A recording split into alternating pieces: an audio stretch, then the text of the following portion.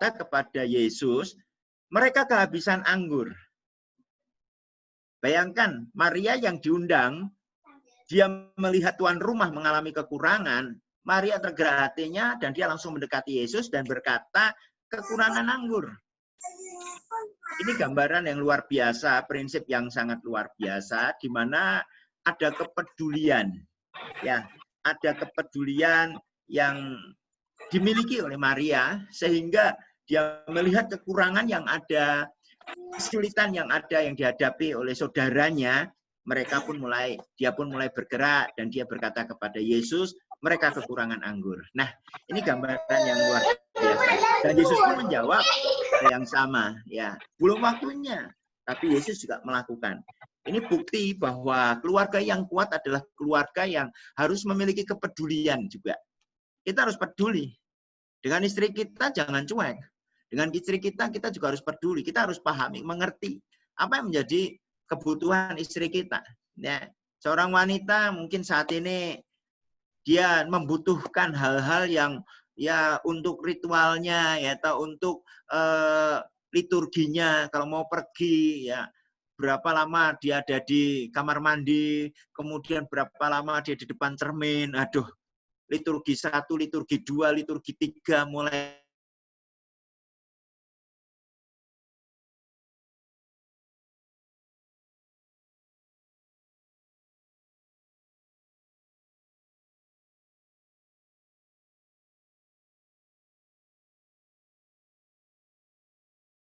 ya, anak butuh kepedulian dari orang tua. Nah, ini perlu. Kita perlu memberikan kepedulian kita. Jadi jangan ego dan jangan maunya sendiri. Nah, ini saya lihat prinsip yang ketiga dari peristiwa di Kanaan. Di satu peristiwa yang sangat luar biasa, di mana air diubah menjadi anggur. Nah, hal yang keempat, prinsip yang keempat, saya nangkep bahwa yang luar biasa, Maria di situ memahami betul bagaimana Yesus. Dia paham betul. Bayangkan 30 tahun mereka berkumpul. Mulai dari lahir bayi sampai besar sampai umur 30 tahun. Dan saya percaya sih selama 30 tahun Maria tahu betul siapa Yesus. Itu sebabnya Maria dengan enaknya ngomong anggurnya habis. Karena saya percaya selama 30 tahun ada satu rahasia antara Yesus dengan Maria, di mana Maria tahu bahwa Yesus banyak melakukan mukjizat bersama dengan dia. Mungkin mukjizat di dapur, kayak mungkin di mana yang hanya diketahui oleh Maria. Artinya bahwa Maria paham betul siapa Yesus. Paham betul bahwa Yesus itu bisa melakukan hal-hal yang luar biasa. Nah, itu sebabnya prinsip yang keempat, keluarga yang kuat adalah keluarga yang bukan hanya memiliki kepedulian, tapi juga belajar memahami. Ayo berikan pemahaman betul tentang anakmu, istrimu, suamimu. Pahami apa yang menjadi kebutuhan mereka. Jangan menuntut orang lain mengerti dirinya, tapi kita juga harus belajar mengerti orang lain. Seberapa banyak anak apa? Karena mereka hanya nuntut, aku dimengerti. Aku dimengerti. Kenapa kamu begini dan sebagainya. Tapi tidak mau mengerti. Itu sebabnya prinsip yang keempat, keluarga yang kuat. Mari, keluarga yang juga saling memahami, saling mengerti, saling peduli. Ya, pahami betul anak kita. Apa sih yang menjadi kebutuhan anak kita? Apa sih yang menjadi kebutuhan istri kita? Jangan cuek. Jangan biarkan, yes, pokoknya seenaknya. Istri harus menurut suami. Memang benar. Tapi yang perlu adalah bagaimana suami juga memahami istri. Kebutuhan istri apa? Saat ini istri bukan hanya, ya banyak sekali kita lihat ya, anak-anak Tuhan itu menikah dengan para paranormal, ya. Segala sesuatunya di batin. Nah, istri itu bermasalah karena batin. Ini kok bojoku kok orang ngerti toh. Mbok yo ngerti aku loh. Nah, itu. Suami juga gitu, ada apa-apa diem. Itu sebabnya pada prinsip yang keempat ini, ayo kita bisa memahami. Nah, bagaimana untuk kita bisa saling memahami? Mengerti apa? Perlu ada komunikasi, keterbukaan. Ya, ada komunikasi yang baik. Belajar untuk mengerti, memahami, dan miliki kerendahan hati. Ya, maka saya percaya segala sesuatunya yang luar biasa, keluarga ini akan kuat. Nah, dari 4 prinsip ini, saya simpulkan menjadi 3 hal yang namanya PTP. P yang pertama, percaya. T yang kedua, terbuka. Dan P yang ketiga adalah pengertian. Ini penting. Yang pertama, dalam rumah tangga yang kuat, dibutuhkan yang pertama, percaya. Kita harus saling percaya. Saya mempercaya istri saya pun percaya kepada saya. Ketika saya percaya kepada istri saya pun juga menjaga kepercayaan saya terhadap istri. Istri begitu juga sebaliknya. Dibutuhkan saling percaya. Kalau sudah kehilangan kepercayaan ini, sudah itu riskan. Ya, contohnya istri lebih mudah mendengar nasihat orang lain daripada suaminya. Nah, ini bahaya, ya. Ini bahaya. Hasilnya kehilangan kepercayaan. Belajar untuk saling percaya, saling mempercayai. Yang kedua, terbuka. Ada keterbukaan. Dalam keterbukaan ini, yaitu pentingnya ada satu komunikasi. Saya dengan istri senantiasa ada keterbukaan. Ya, kami ngobrol, ya, kami share apa sih masalah, apa sih persoalan, apa sih yang kita inginkan. Nah, dari situ kita bahas, kita sharekan bersama-sama, cari solusinya, apa yang terbaik. Bukan otot-ototan, saling memahami. Nah, yang ketiga, P yang ketiga dari PTP adalah saling pengertian. Nah, ini yang paling nggak gampang ini, paling berat. Pengertian ini paling berat. Bagaimana saya bisa mengerti istri saya dan sebaliknya istri saya bisa mengerti saya ini paling berat. Ya, satu ilustrasi yang sangat simpel, sederhana. Ya, berapa menit lagi, Pak Yusuf, waktunya? Ya, pengertian yang kedua ini yang benar-benar 1 menit lagi ya Pak. Ya, 1 menit lagi. Oke. 1 menit lagi. Siap. Jadi yang ketiga adalah pengertian. Ayo kita saling memiliki pengertian. Maka saya percaya dalam pengertian kita bisa mengerti dengan baik, maka timbul kekuatan di dalam satu rumah tangga ini. Maka rumah tangga ini akan solid dan di masa pandemi ini apapun yang terjadi, goncangan-goncangan ini akan bisa dihadapi dengan baik. Itu aja secara sederhana saya bisa sampaikan tentang 3 prinsip dari semuanya adalah PTP, percaya, terbuka, pengertian. Ini sudah mewakili semuanya dari 4 prinsip tadi. Saya rasa itu, ini masih ada pakar-pakar yang lain yang lebih handal, yang lebih luar biasa, ya, apalagi ini pakar yang ada saat ini. Oke, saya rasa itu. Thank you atas waktunya, dan nanti kita bisa share dan bisa diskusikan lebih lagi. Oke, Tuhan Yesus memberkati. Luar biasa. Terima kasih Pak Kris. Mantap. Menghadirkan Yesus, punya hubungan yang baik, kepedulian, belajar memahami, disingkat PTP, percaya, terbuka, dan pengertian. Luar biasa. Saya ingin menyapa hamba-hamba Tuhan yang baru bergabung. Ada Pak Ruben dari Lampung, ada Pak Jabmiko, Pak Yuwasolo, Ibu Robi, Ibu Sri Depi, Ibu Yuli Siwi. Kalau ada yang kelewatan mungkin nanti saya sapa yang lain. Ibu Bapak, bolehkah ketika pembicara menyampaikan materi, speakernya di mute semua, supaya kita bisa dengan jelas mendengar paparan beliau-beliau. Langsung aja disambung dengan Bapak Pendeta Paulus Eko dari JKI IHK Jakarta. Silakan Pak, 15 menit buat kita. Shalom semuanya, dahsyat. Shalom.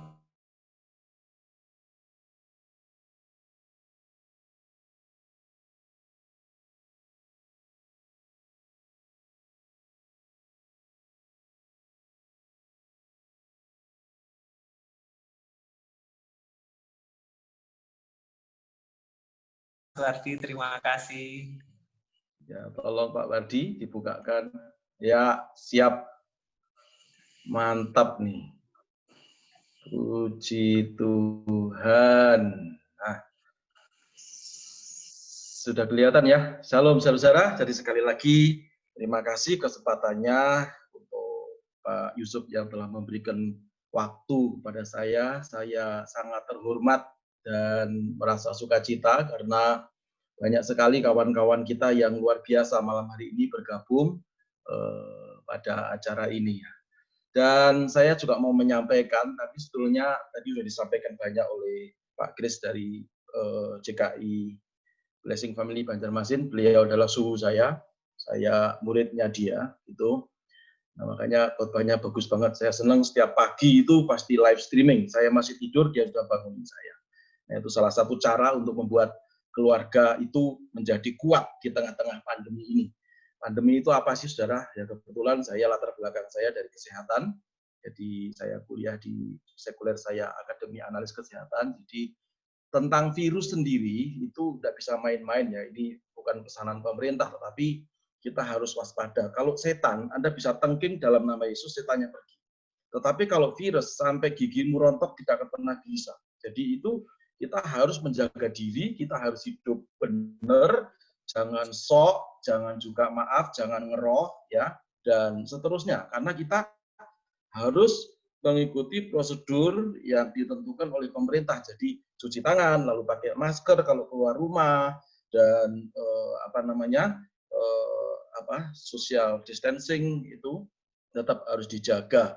Pada waktu Anda pulang, kita pulang dari bekerja dan seterusnya, ikuti prosedur pulang ke rumah dengan baik ya. Jadi jangan prosedurnya bahasa roh gitu, lalu Anda ngawur-ngawuran ya, nanti ya, saya hanya mikir begini, kalau penyakit panu, kadas, gudik, panu, tapi kalau nyawa sudah melayang, saya mau tanya gimana Anda memanggilnya, kan gitu ya.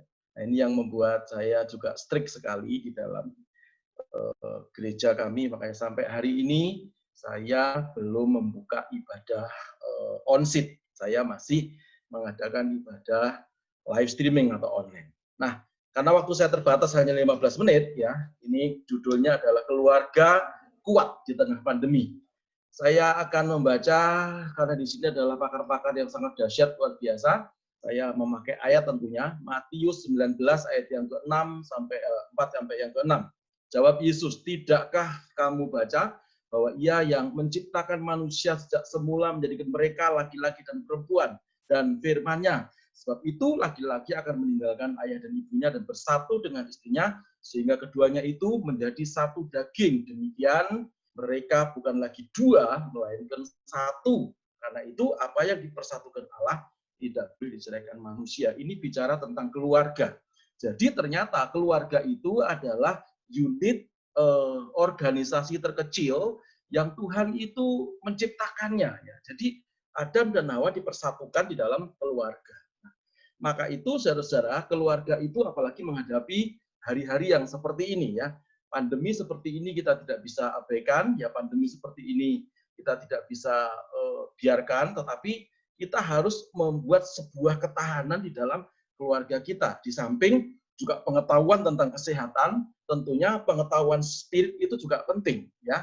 Nah, maka itu untuk menjadi keluarga yang kuat itu tidak hanya tidak hanya kita berteori, tapi kita bersama-sama dengan anggota keluarga kita mengambil sebuah tindakan, yaitu tindakannya membangun. Kata membangun itu adalah kata kerja aktif.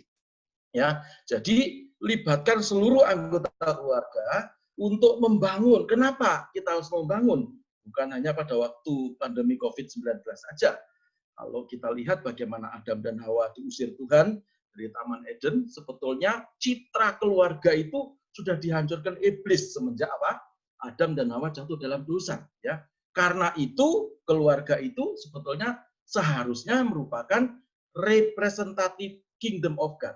Jadi seharusnya itu ya merupakan gambaran ya Kristus sendiri dengan jemaatnya. Tetapi kalau kita tidak berusaha membangun, maaf ya, ada banyak sekali hamba-hamba Tuhan yang cukup terkenal di mimbar luar biasa, tetapi pada waktu dia pulang ke rumah, dia disorak-sorai oleh istri dan anak-anaknya seolah-olah meledek dia. Jadi kegagalan di dalam keluarga itu betul-betul sungguh amat sangat memprihatinkan. Ini pola iblis menghancurkan keluarga. Maka di dalam menghadapi situasi yang seperti ini, di samping kita juga belajar tentang bagaimana kita harus membuat keluarga kita sehat di dalam menghadapi pandemi ini, kita harus mengambil sebuah sikap, yaitu kita harus membangun bersama-sama. Nah, ayat berikutnya saya akan membawa saudara ke dalam Yohanes 4 ayat 9 sampai 21.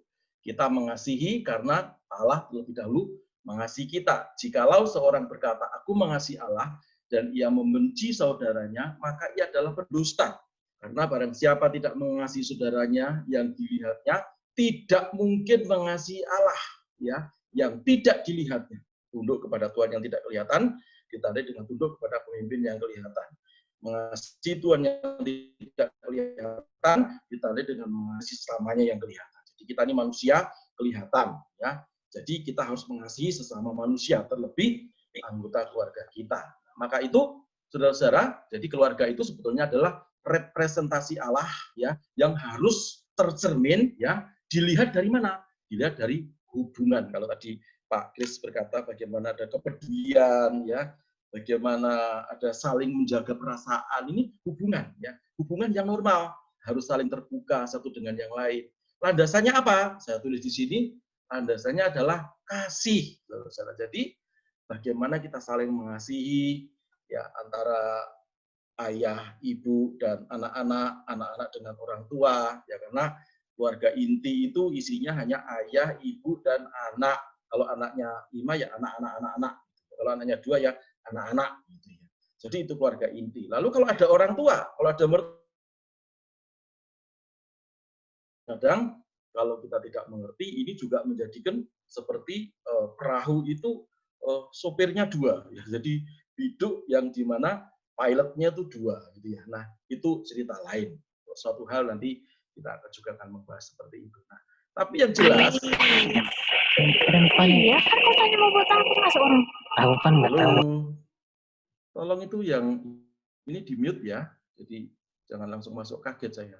Karena saya besarkan volume saya. Ya. Nah, jadi sekali lagi dasarnya adalah kembali kepada kasih. Apa itu kasih? Disebutkan kasih itu panjang sabar, penyayang, tidak dengki, tidak megah diri, tidak sombong, tidak pemarah, ya. Kasih itu kekal selamanya, seperti lagu Jauh Dahulu Kala itu. Nah, lalu berikutnya, gimana cara berikutnya supaya keluarga kita ini menjadi keluarga yang kuat, dibangun atas dasar kasih, landasannya Kristus. Lalu apa yang harus kita kerjakan?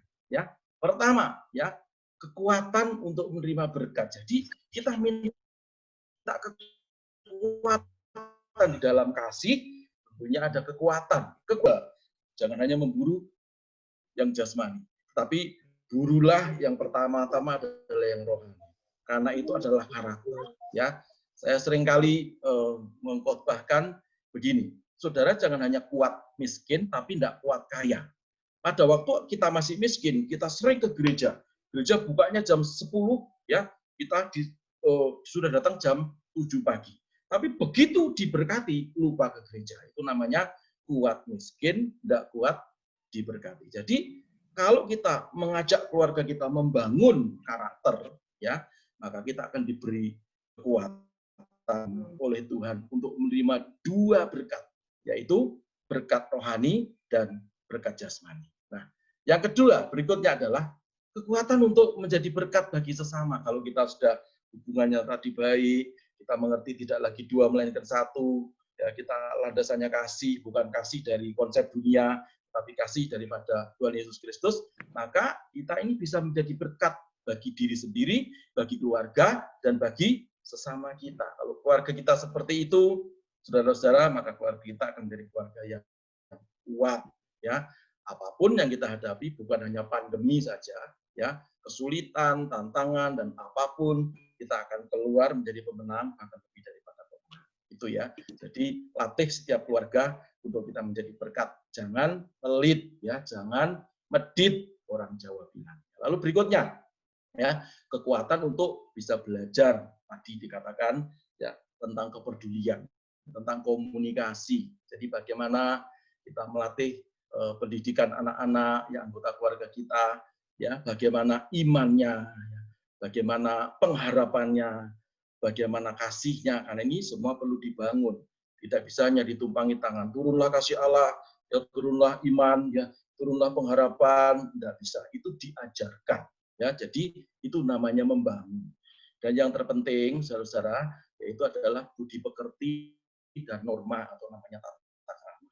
Seringkali orang Kristen malah tidak punya aturan. Coba lihat kalau di jalan raya, nyalip tidak karu-karuan, shred, gitu kalau ditegur marah, ya, nggak punya budi pekerti. Kita tidak bisa menjadi garam dan terang. Ajarkan semenjak dini, ya, seluruh anggota keluarga kita, ya, membangun bersama-sama menjadi keluarga yang kuat. Bukan hanya kita nikmati sendiri dalam keluarga, tetapi baiklah keluarga kita ini menjadi berkat bagi sesama kita. Ya, caranya bagaimana? Ya, caranya bagaimana? Karena saya ini tidak sekolah teologi, sekolah saya itu walaupun saya S2, tetapi saya ini kuliahnya malam gitu, ya.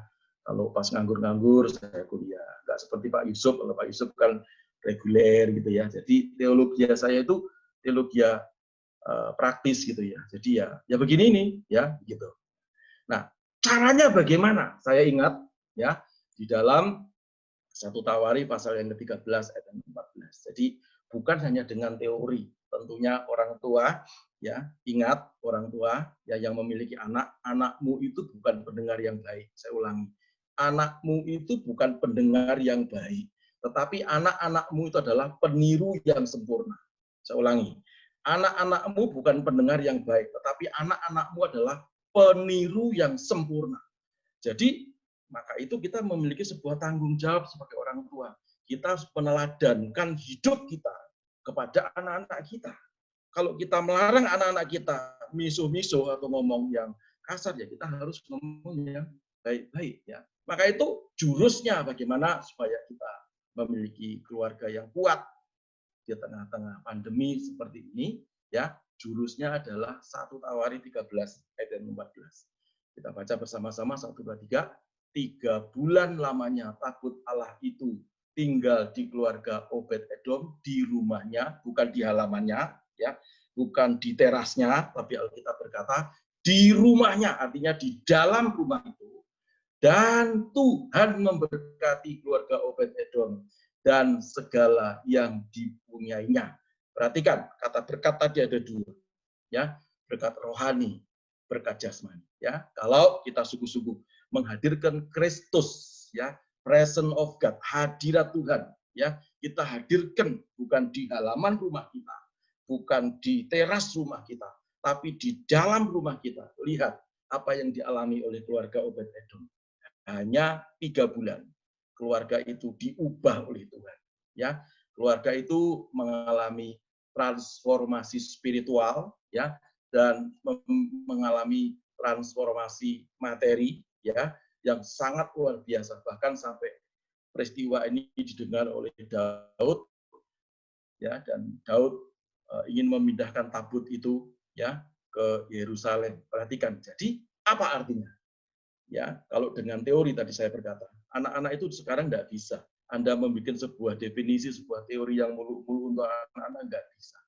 Ya, kecuali kita meneladankan hidup kita. Kalau tadi Pak Kris, ya, dari Banjarmasin setiap hari, setiap jam 5, ya, ada doa pagi. Kalau kami di JKI IHK selalu setiap keluarga setiap malam harus ada MK, ya, mesbah keluarga. Ya, dengan meneladankan diri kita kepada anak-anak kita, ya, materi kita siapkan dari gereja, ya, lalu yang khotbah bergiliran gitu, ya, kita artinya menghadirkan hadirat Tuhan di dalam keluarga. Cepat atau lambat keluarga kita akan menjadi keluarga yang apa? Kuat. Itu namanya membangun, ya. Jadi itu yang bisa saya sampaikan, saudara-saudara semuanya.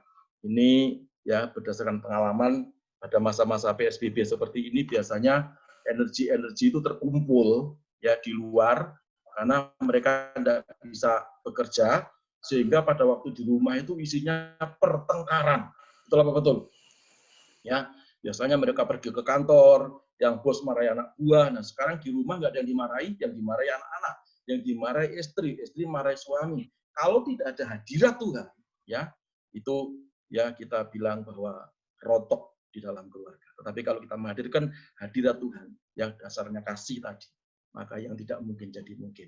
Keluarga akan menjadi keluarga yang kuat. Bukan hanya kuat menjalani kehidupan di tengah-tengah pandemi ini, tapi kita menjadi keluarga yang menang.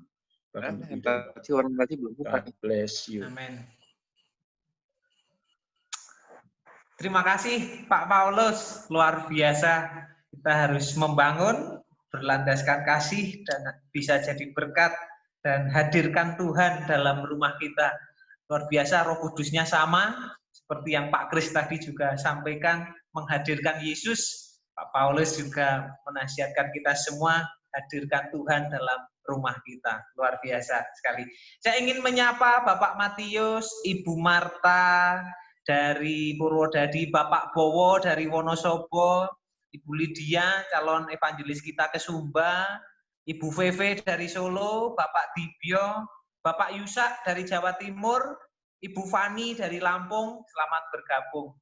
Ibu Bapak kalau mau bertanya, sambil narasumber kita menyampaikan materi, bisa tulis aja di kolom chat kita, nanti saya bacakan, dan nanti akan dijawab oleh beliau-beliau.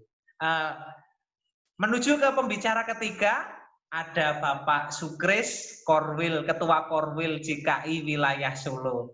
Bapak Sukris, mari dipersilahkan 15 menit.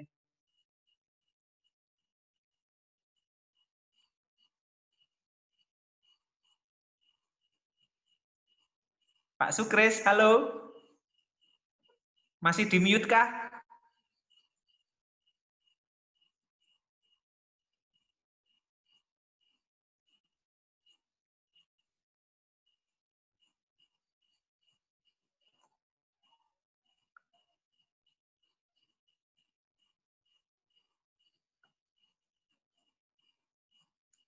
Kelihatannya Pak Sukris ada tidak ya Ibu Bapak ya?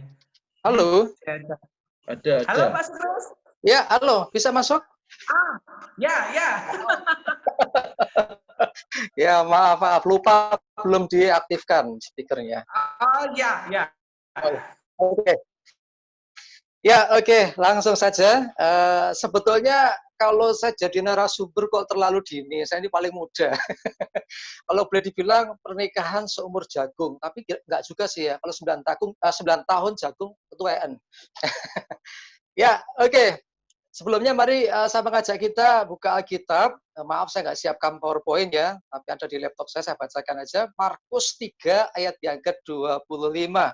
Markus 3:25 saya bacakan. Dan jika suatu rumah tangga terpecah-pecah, rumah tangga itu tidak dapat bertahan. Ini menjadi hal yang penting untuk kita sama-sama pegang, bagaimana sebuah rumah tangga itu sebetulnya adalah satu kesatuan yang dibentuk oleh Tuhan sendiri. Keluarga atau rumah tangga adalah organisasi terkecil yang dibentuk Tuhan sendiri dengan misi yang sangat besar. Kenapa saya katakan sangat besar? Bermula dari dua orang ini, ya dulu Adam dan Hawa tentunya, dapat misi apa? Mereka disatukan, lalu beranak cuculah, bertambah banyaklah, dan taklukkanlah bumi. Nah, artinya di sini punya misi yang luar biasa besar. Bahkan bumi harus ditaklukkan. Nah, sekarang situasinya seperti ini. Kita nggak boleh takluk juga dengan yang namanya pandemi COVID-19 atau virus corona. Tentunya itu ya. Ya, sebelum lebih lanjut, saya mau sedikit memberikan satu statement ya mengenai keluarga yang kuat itu seperti apa. Ya, keluarga yang kuat adalah suatu rumah tangga yang tetap bisa menjalankan fungsinya di segala keadaan dengan tetap menjaga kesatuan dan diikat oleh cinta kasih dan menempatkan Tuhan sebagai otoritas tertinggi. Nah, ini keluarga yang demikian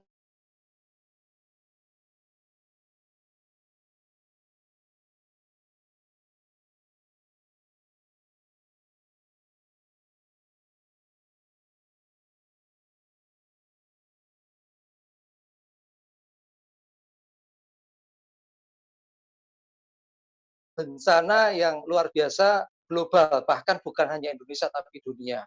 Nah, dikatakan keluarga yang kuat itu kuat dalam hal apa saja? Ya, saya coba definisikan beberapa poin. Yang pertama, iman. Ya, keluarga harus kuat dalam hal iman. Menghadapi situasi seperti ini, tidak bisa tidak kita harus selalu beriman. tanamkan pada istri, anak-anak semua. Nah, ini jadi hal yang mendasar yang harus dimiliki oleh keluarga-keluarga Kristen khususnya. Ya, bisa membangun iman ini diantaranya melalui pujian, penyembahan, doa, renungan firman Tuhan. Ya, tadi Pak Kris dan sudah sampaikan juga mengenai pagi, doa pagi ya. Kami juga ada gereja itu kita buka renungan pagi, sama kami share-nya juga lewat YouTube ya, Facebook dan YouTube. Ya, jadi tujuan kita adalah membangun iman ini, jangan jadi goyah karena keadaan yang terjadi. Yang kedua adalah komitmen pernikahan. Kita harus ingat janji nikah, ya. Kuat di dalam apa? Komitmen pernikahan, jangan jadi goncang, jangan jadi goyang. Kalau kita lihat beberapa waktu ini saya mendapati berita-berita yang cukup miris sebetulnya. Di antaranya adalah dari CNN Indonesia, di masa pandemi ini tingkat perceraian khususnya Semarang itu naik 3 kali lipat. Di sumbernya dari CNN Indonesia. Wah, ngeri sekali. Sampai segitu banyaknya di tengah permasalahan yang terjadi kok bukannya bersatu malah bercerai. Nah, itu realita yang terjadi. Nah, kita anak-anak Tuhan harus tampil beda tentunya. Ya, yang ketiga, itu kuat dalam hal cinta kasih.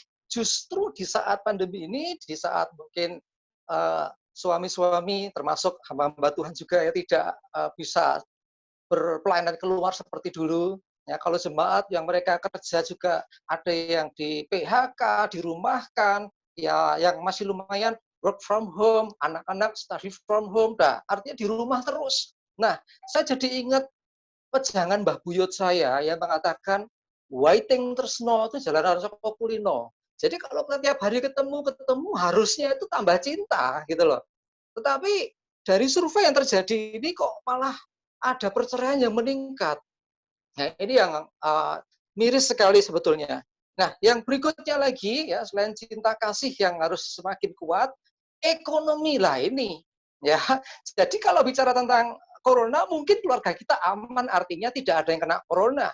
Tetapi dampak dari corona atau sampai ke masalah perekonomian. Mau tidak mau, ya penghasilan berkurang, ya kan? Sementara kebutuhan hidup itu nggak bisa nunggu. Orang makan nggak bisa nunggu, bayar listrik nggak bisa nunggu, ya pajak-pajak nggak bisa nunggu. Artinya kebutuhan jalan terus, tapi pemasukan seringkali berkurang. Nah, bagaimana menyiasatinya? Kita harus bijaksana. Ya, jadi harus yang pertama coba berhemat. Coba kita lihat apa yang bisa dihemat. Sebetulnya secara otomatis terhemat tuh BBM. Kita jarang pergi, bensinnya berkurang. Jadwal wisata kita, makanya ada istilah kurang popong gitu memang karena keadaan ya, di cancel dulu rencana pikniknya ya. Terus kurangi makan di luar. Ya sudahlah makan sama keluarga. Ibaratnya nasi sambal saja kalau disyukur itu enaknya luar biasa gitu. Nah, terus berikutnya coba cari peluang. Saya mendapati teman-teman saya di Solo, Mbak Tuhan, wah, ada yang memanfaatkan media untuk jualan online, ada yang jadi reseller dan macam-macam. Cari peluang tambahan, tidak harus nunggu. Ya, kadang-kadang ada memang hamba-hamba yang timer, agak susah juga. Tidak ada ibadah sampai 4 bulan, 5 bulan. Lah, sekarang bagaimana? Pemasukan untuk gereja berkurang. Nah, ini mesti berhikmat. Saya percaya bahwa apa yang diizinkan Tuhan terjadi tidak akan mencelakakan kita. Tuhan pasti tolong kita. Pasti ada solusinya. Ya, terus sekarang berikutnya kunci supaya keluarga kuat. Ya, yang pertama takut akan Tuhan. Ya, harus hampir sama dengan yang pembicara sebelumnya ya. Jadi menempatkan Tuhan itu sebagai otoritas tertinggi dalam rumah tangga kita. Ya, suami walaupun dia kepala keluarga bukan berarti dia ini kayak raja, bukan. Ingatlah masih ada Tuhan yang menjadi otoritas tertinggi dalam rumah tangga. Ini penting supaya apa? Supaya semuanya tunduk kepada Tuhan. Ya, ada takut akan Tuhan, ada cinta Tuhan, mendekat kepada Tuhan, apalagi di tengah situasi seperti ini. Yang kedua adalah keterbukaan, yaitu relation dan communication. Jadi relasi dan komunikasi yang baik, keterbukaan. Ya ini ngomong sama istri, Ma, ini kita sekarang kondisinya begini.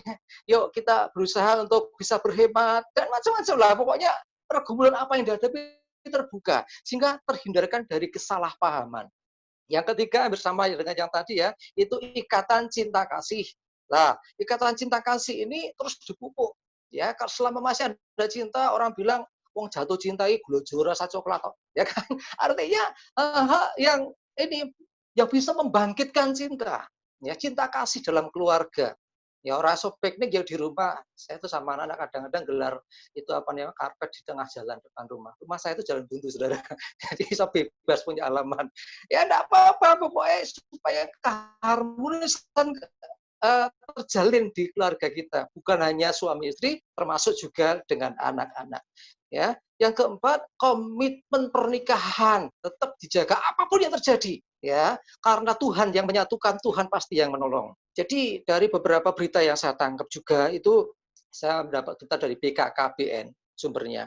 Jadi selama pandemi ini tingkat kehamilan meningkat 10%. Positif. Bagi pemerintah katanya agak negatif. Ya, Ridwan kami mengatakan, ya bapak-bapak, suami-suami, agak nahan diri, jangan ngegas katanya. Loh, lah, tetapi positif, istrinya dicek aja, dikasih tes pack, positif kok. Nah, artinya sebetulnya di situ karena ada hubungan dekat, cinta kasih, akhirnya bersamaan Tuhan berkati juga, akhirnya punya anak. Walaupun juga pemerintah mengingatkan untuk kita juga berhikmat lah, artinya apa namanya, jangan sampai kita nggak bisa kontrol diri ya. Nah, terus lagi tadi ngomong sedikit tentang perceraian. Ternyata 70% penyebab perceraian di tengah pandemi ini adalah karena faktor ekonomi. Ya, jadi katanya cinta boleh cinta, tetapi nggak mungkin orang berumah tangga hanya dasarnya cinta. Nggak bisa kita makan cinta. Artinya juga secara realistis kita berpikir bahwa kita butuh makan juga.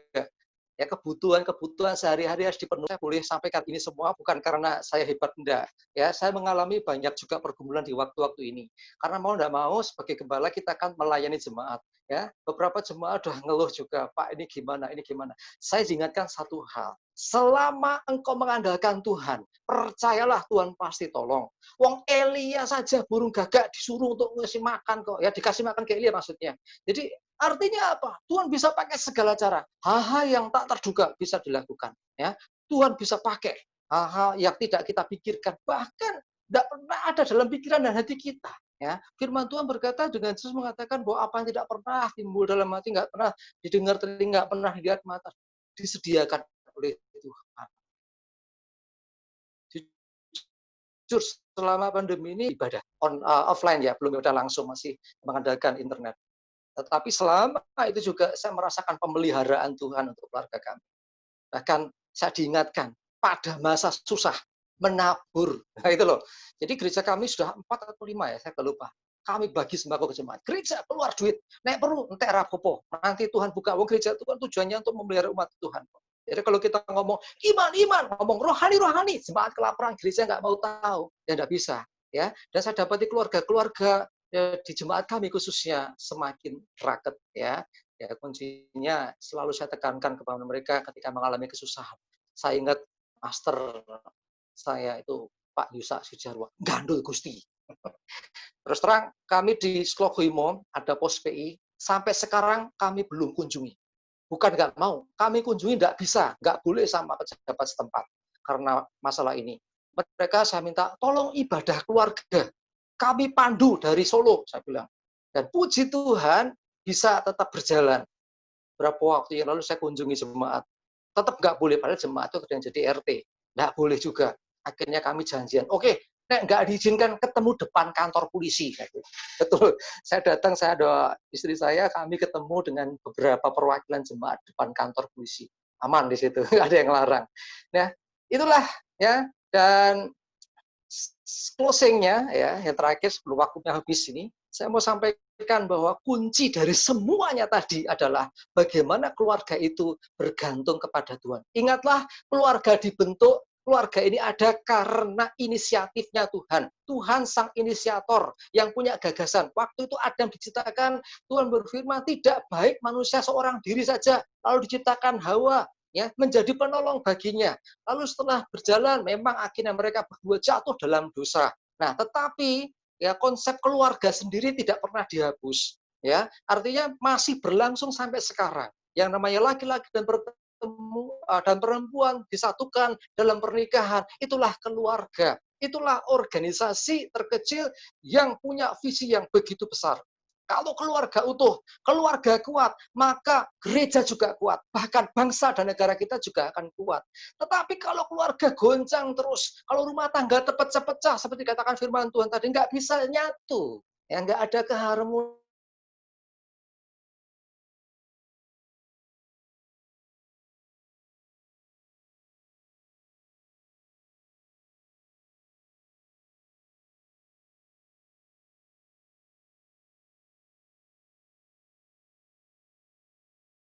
Kenapa?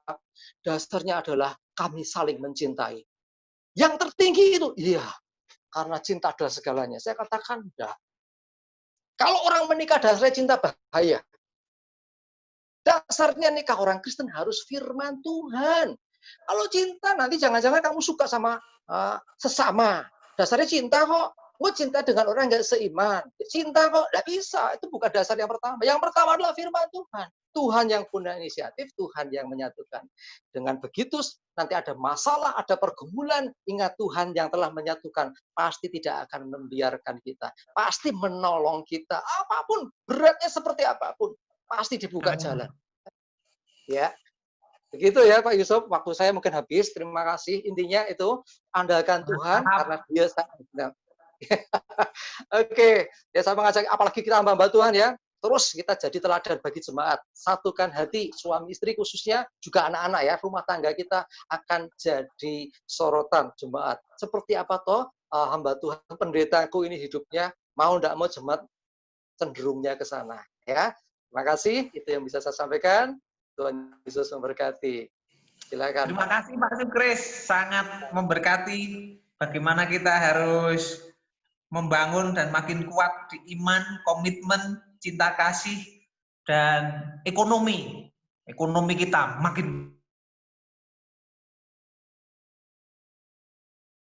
Tuhan terbuka, membangun cinta dan komitmen dalam pernikahan. Luar biasa. Bapak narasumber semua, mungkin nanti kita sambil dengerin Pak Yos, ada pertanyaan yang nanti setelah Pak Yos sampaikan materi bisa dijawab bergantian dari Pak Daud dan juga Pak Steven. Ada yang chat pribadi saya, ada yang lihat lewat Facebook dan lain-lain. Pertanyaannya mengenai perceraian. Bagaimana pandangan bapak-bapak semua berkaitan dengan perceraian? Salah satu contoh perceraiannya Ahok yang diduga karena perzinahan, dan kira-kira respon terbaik gereja seperti apa berkaitan dengan perceraian. Saya ingin menyapa Bapak Pastor Ferry dari Jogja, beliau dari IFJF Jogja. Selamat bergabung. Beliau adalah asosiat dari Pastor Dave Rustanto dari IFJF Jogja. Senang Pastor Ferry bergabung. Terima kasih Pastor Yusuf, thank you banget. Oke, berikutnya narasumber pakar di bidangnya, Bapak Yosea Kristiono. Kami persilahkan Pak Yos, 15 menit sampai 20 menit. Silahkan. Pak Yusuf, nanti kalau sudah 10 menit saya dikasih tanda ya. Oh ya, gimana Pak? Gini ya Pak? Pokoknya diginikan aja. Oke, baik. Terima kasih untuk kesempatannya untuk sharing. Pandemi ini menguji akan fondasi kehidupan. Fondasi seluruh dunia ini diuji, digoncang.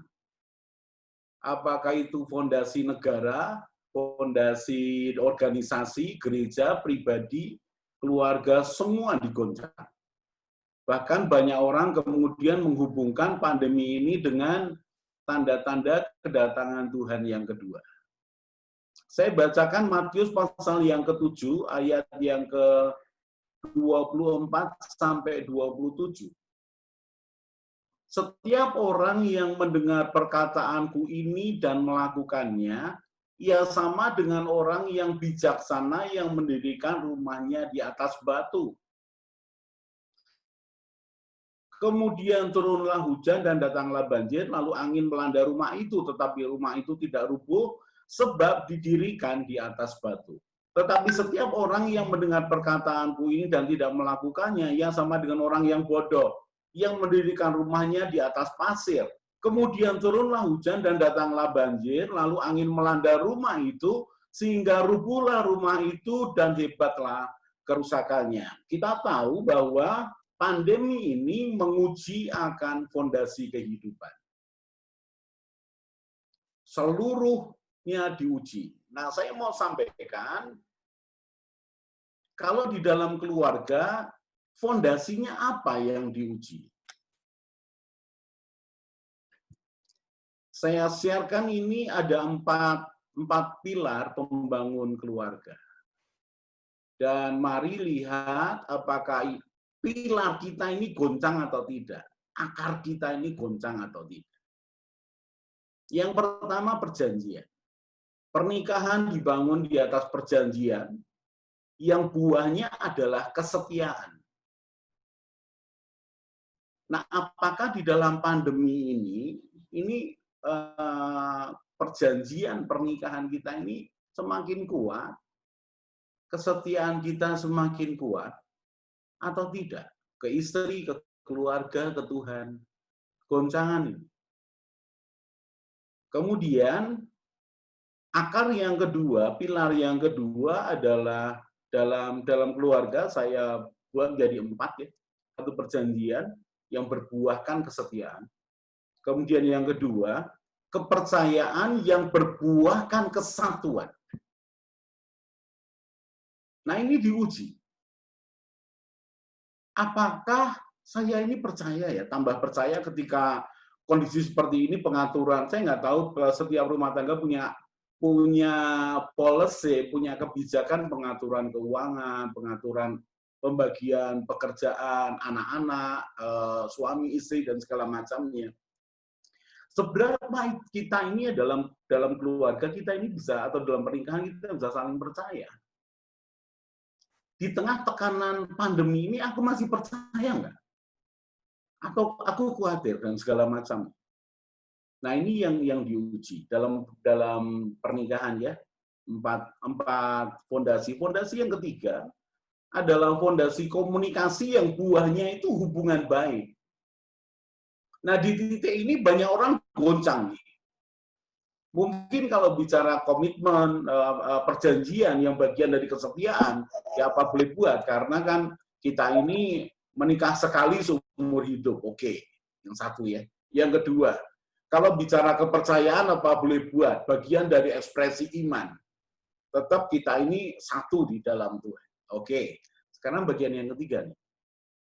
Bagian yang ketiga adalah komunikasi yang berbuahkan hubungan baik. Di tengah pandemi ini, di mana tidak keluar rumah, ketemu dengan anak, ya suami istri terus-menerus di rumah, jadi mau tidak mau akan ketahuan, tidak ada yang bisa disembunyikan. Sebelumnya bisa disembunyikan dengan pergi dan segala macam. Sekarang mau pergi kemana? Nah, itu menggoncang komunikasi. Komunikasi bagus nggak? Kalau komunikasinya bagus, tambah kuat. Tapi kalau dasar komunikasinya jelek, pandemi ini bikin ribut. Tadi Pak Sukres tadi menunjukkan akan angka perceraian. Saya percaya itu. Kenapa? Kan digoncang fondasinya. Komunikasinya jelek, kepercayaannya jelek, hancur. Tapi saya percaya, apalagi untuk hamba-hamba Tuhan ini, mestinya goncangan ini yang seperti dikatakan di Matius pasal yang ke-7, lewat pandemi ini justru menguatkan akan akar kehidupan. Kalau tidak, ya segera bertobat aja. Yang keempat, fondasi yang pertama, perjanjian yang berbuahkan kesetiaan. Fondasi kedua, kepercayaan yang berbuahkan kesatuan.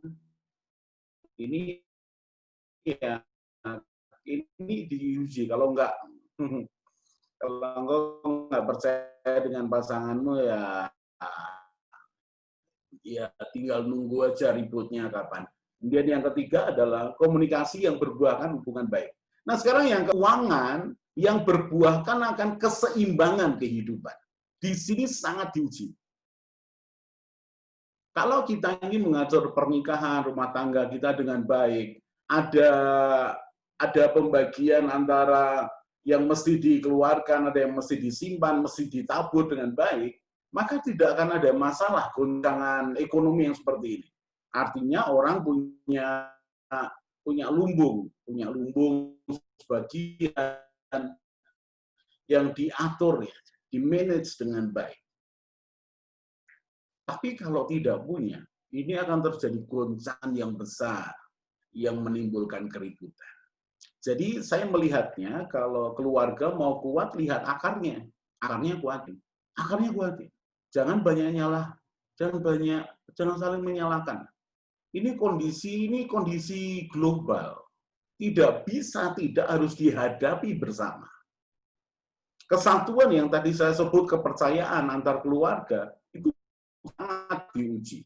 Jadi mari kalau saya harap ya suami istri bisa saling menjaga diri, menguasai diri, jangan mudah tersinggung. Karena ini semua digoncang. 4 akar, 4 pilar, 4 fondasi pernikahan. Perjanjian, kepercayaan, komunikasi, dan keuangan. Lalu bagaimana menguatkannya, Pak? Sederhana. Berkatilah orang yang mengandalkan Tuhan. Mengandalkan Tuhan tadi teman-teman 3 pembicara tadi sudah ngomong panjang lebar, ya. Diberkatilah orang yang mengandalkan Tuhan, yang menaruh harapannya kepada Tuhan. Nah, mari titik ini dikejar dulu masing-masing. Tadi Pak Paulus ya ngomong soal MK, Pak Chris Agus ngomong soal penyembahan, Pak Sukris ya ngomong soal kesatuan. Saya tadi catat semua ini. Mari bangun akarnya. Akarnya apa? Yang mengandalkan Tuhan. So, yang tidak berhubungan dengan Tuhan, singkirkan dulu, sisihkan dulu. Kenapa? Karena kita mau bangun akar. Dan yang menarik ayat yang ke-8. Orang yang mengandalkan dan berharap pada Tuhan, seperti pohon yang ditanam di tepi air, yang merambatkan akar-akarnya ke tepi batang air. Batang air kita tahu di bawah tanah, yang menggambarkan kita ini mesti mencari Tuhan dalam segala hal. Tidak mengalami datangnya panas terik. Kenapa? Karena akarnya nempel. Yang daunnya tetap hijau, yang tidak khawatir dalam tahun kering dan tidak berhenti menghasilkan buah. Jadi kalau mau ngalami Tuhan keluarga yang kuat, saya dorong mari bangun akar kita. Perhatikan akar rumah tangga kita pegang. Ini ya, goncangan ini. Sudah perhatikan ya, ketika terjadi angin, banjir, kalau pohon, maka akan menguji kekuatan akar. Nah, dengan goncangan begini, mari masing-masing cari Tuhan, sehingga akarnya tambah kuat. Bukan kita merusak akar yang lain. Kepercayaan mesti tambah kuat. Komunikasi, suami istri menjadi teman ngobrol yang asik. Teman ngobrol yang asik. Apakah suami istri jadi teman ngobrol yang asik atau tidak asik? Saya lihat wajahnya aja sudah mules. Saya rasanya kayak makan sambal pedes, enggak enak kepedesan gitu. No, mestinya suami istri itu teman ngobrol yang asik. Nah, kalau di titik ini sudah bisa jalan gitu. Ngadepi apapun rasanya oke. Dan keuangan sekali lagi seperti tadi dikatakan ya, berhemat, ojo piknik dan segala macam. Saya setuju. Saya bicarakan dengan baik, komunikasikan dengan baik. Pak Yusuf, saya kira itu aja, ya, karena pembicara kita ini sudah banyak bicara soal sebenarnya mengandalkan Tuhan. Saya hanya menambah sedikit aja. Thank you. Mantap sekali Pak. Ada akar yang nggak boleh tergoncang, perjanjian mendatangkan kesetiaan, kepercayaan, kesatuan, komunikasi akan berkaitan dengan hubungan baik, keuangan berkaitan dengan keseimbangan. Saya ingin menyapa Bapak Pendeta Laksono, terima kasih gabung dari Semarang, Gereja GKII. Ada Ibu Ripka Sutriati, ada Pak Edi Wibowo. Mohon maaf kalau ada yang kelewatan saya sapa. Terima kasih keempat panelis sudah menyampaikan sharingnya. Menuju ke pertanyaan pertama berkaitan dengan perceraian. Bagaimana tanggapan bapak-bapak berkaitan dengan perceraian yang notabene di kekristenan kok terjadi? Ada yang bahkan memberi contoh tentang kasusnya Ahok. Gitu. Siapa dulu yang akan menjawab dari keempat hambanya ini? Mari, silahkan.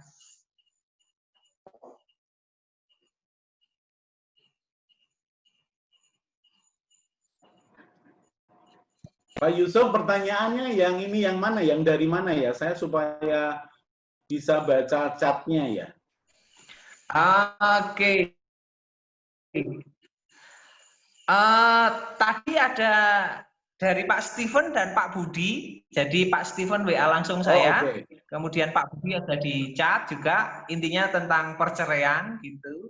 Bagaimana tanggapannya? Salah satu contoh adalah kasusnya Ahok yang bercerai. Gitu. Kira-kira menurut bapak-bapak setuju, tidak setuju, atau idealnya bagaimana? Gitu. Pak Kris mungkin mau menjawab lebih dahulu.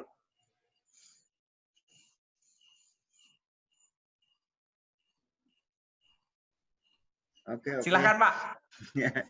Kalau saya sih pada prinsipnya kita kembali kepada firman Tuhan, ya, bahwa kita harus sadari pernikahan itu adalah merupakan institusi yang suci yang didirikan oleh Allah, ya. Jadi dalam hal ini sendiri yang mendirikan pernikahan itu, ya, kita lihat dari Taman Eden bagaimana Allah menciptakan manusia, Adam dan Hawa untuk dipersatukan. Jadi dalam hal ini saya sendiri percaya firman Tuhan mengatakan bahwa Alkitab tidak membenarkan adanya perceraian, ya, tidak melegalkan apa yang disebut dengan perceraian, apapun alasannya. Ya, apakah mungkin tidak cocok kek, mau dikatakan habis jodoh kek, enggak. Tuhan sudah mempertemukan laki-laki perempuan dalam satu rumah tangga keluarga, itu bukan satu kebetulan. Pasti di balik semua ini ada rencana Tuhan yang indah, rencana Tuhan yang luar biasa. Nah, kenapa terjadi perceraian? Karena apa? Karena respon daripada keluarga pribadi lepas pribadi itu yang salah. Artinya orang-orang melakukan perceraian dikarenakan tidak memiliki pengertian yang benar.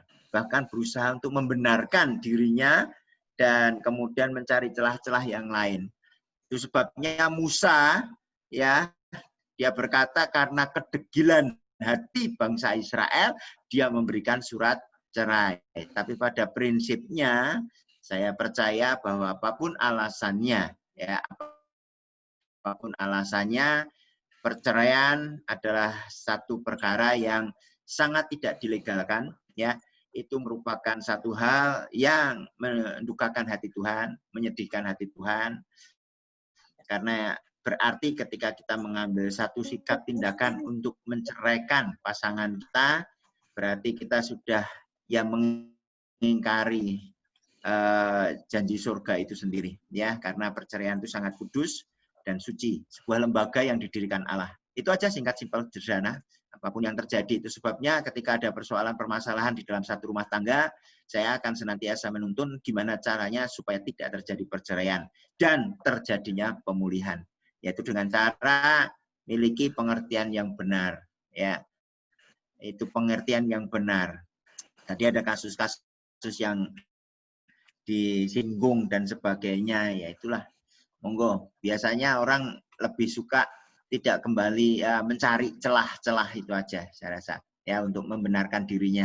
Tapi apapun yang terjadi, apapun alasannya, saya tetap percaya Alkitab melarang dan tidak melegalkannya, alias sangat menentang. Itu aja. Mungkin yang lain akan lebih bisa menambahkan dan lebih luar biasa lagi. Oke, silakan. Terima kasih Pak Kris jawabannya.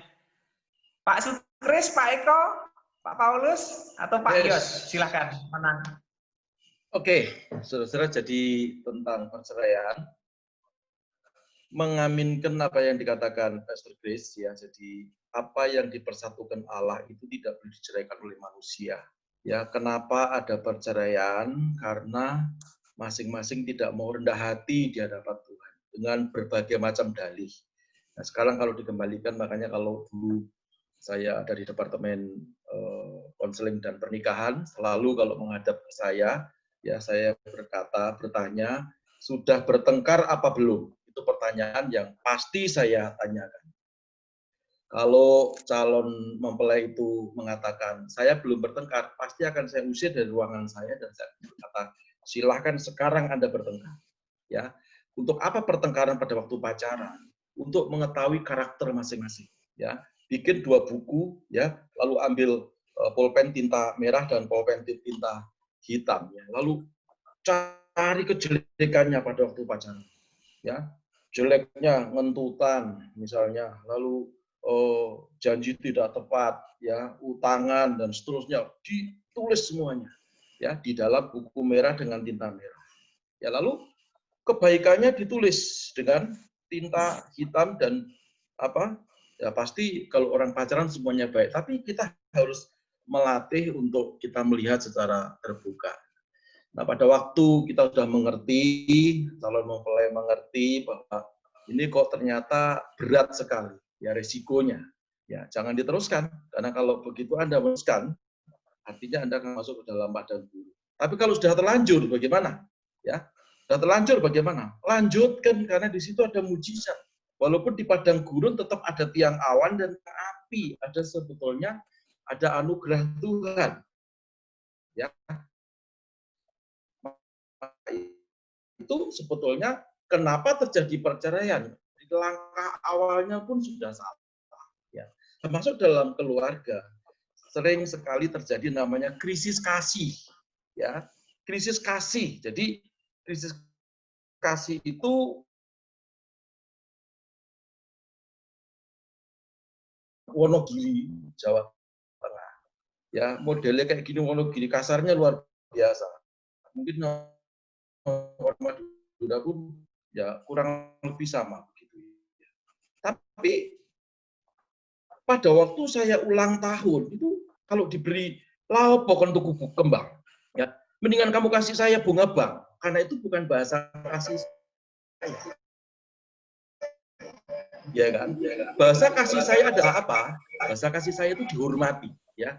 Jadi kalau saya ngomong itu jangan dilawan dulu, kalau nggak setuju nantilah, ya cari waktu yang baik. Demikian pula istri, ya. Nah, pada waktu kita tidak mengerti bahasa kasihnya istri, maka yang terjadi krisis kasih. Kalau sudah terjadi krisis kasih, yang ada justifikasi, kamu salah, itu salah, ya, dikit demi sedikit.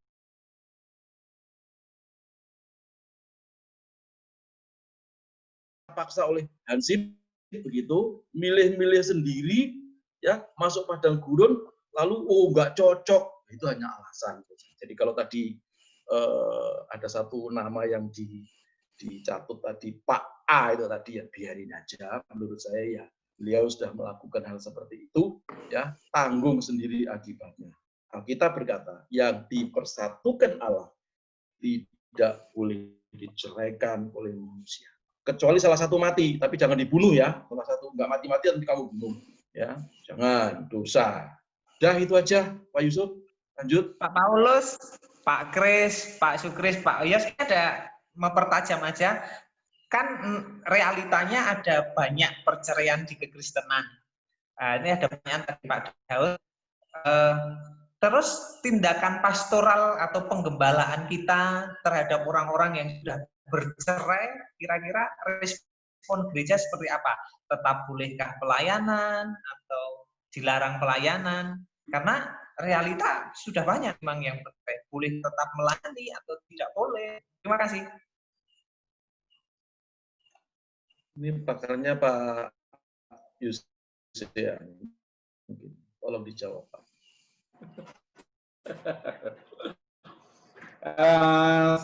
Saya mau ngomentari yang tadi Pak Ahok ya. Kita bersyukur ada Pak Ahok yang punya integritas dalam menjalankan iman. Tapi beliau tidak kemudian menjadi contoh buat semua kehidupannya, bukan menjadi contoh buat kita. Mengapa? Karena menikah itu beresiko. Menikah itu beresiko. Resiko sakit hati dan rugi dan segala macamnya, termasuk resiko dikhianati. Jadi itu bagian dari resiko pernikahan adalah salah satunya adalah dikhianati. Permasalahannya adalah seberapa kuat, seberapa tahan, seberapa setia, seberapa yang tadi, seberapa mau pegang perjanjian. Jadi kalau urusan Pak Ahok, biar itu urusannya Pak Ahok sendiri, seperti yang dikatakan oleh Pak Paulus tadi ya. Pak Paulus sudah biar urusan dia lah. Biar urusannya masing-masing. Iya. Okay? Yang penting kan itu bukan orang JKI dan bukan jemaat. Pak Paulus yang gitu, pokoknya urusannya dia lah. Ya. Nanti orang JKI juga banyak yang kacau, Pak. Nah, kemudian izinkan saya baca langsung ya dari chatnya ini ya, karena tertujunya ke saya ini. Pertanyaan untuk Pak Yosea. Bagaimana dengan pasangan Kristen yang berpisah tapi tidak bercerai secara hukum, namun masing-masing mempunyai pasangan lain tanpa komitmen? Mereka tetap beribadah, tetap pelayanan, apakah Tuhan tetap berkenan? Keren ya pertanyaannya ya. Yos, mohon maaf, kalau boleh yang tadi, yang Pak Daud dijawab sekalian ya Pak. Pastoral kerja gimana kira-kira orang yang bercerai? Mas boleh pelayanan kah atau tidak boleh? Nah ini kan nanti sekalian Pak. Ya, terima kasih. Ini sekalian. Lalu bagaimana dengan pasangan Kristen yang berpisah? Paulus mengatakan, kalau berpisah ya sudah masing-masing hidup untuk Tuhan. Tapi kalau di sini kasusnya adalah tidak bercerai secara hukum karena Alkitab mengatakan dilarang bercerai. Jadi maaf ya, dia ngakali hukum dengan melakukan akan pelanggaran hukum. Contoh ini ya, mereka punya pasangan lain dan mereka tidak berpisah. Tidak jelas cerai atau tidak, tapi kemudian masing-masing punya pasangan lain. Itu buat gereja, kalau itu jemaat kita, ya kita harus urusi. Kamu ini harus jelas dulu, karena kamu hidup dalam berzina. Kalau masing-masing betul-betul punya pasangan ya, karena dikatakan tanpa komitmen. Dia bisa mengatakan gini, saya tidak bercerai kok, saya tidak bercerai.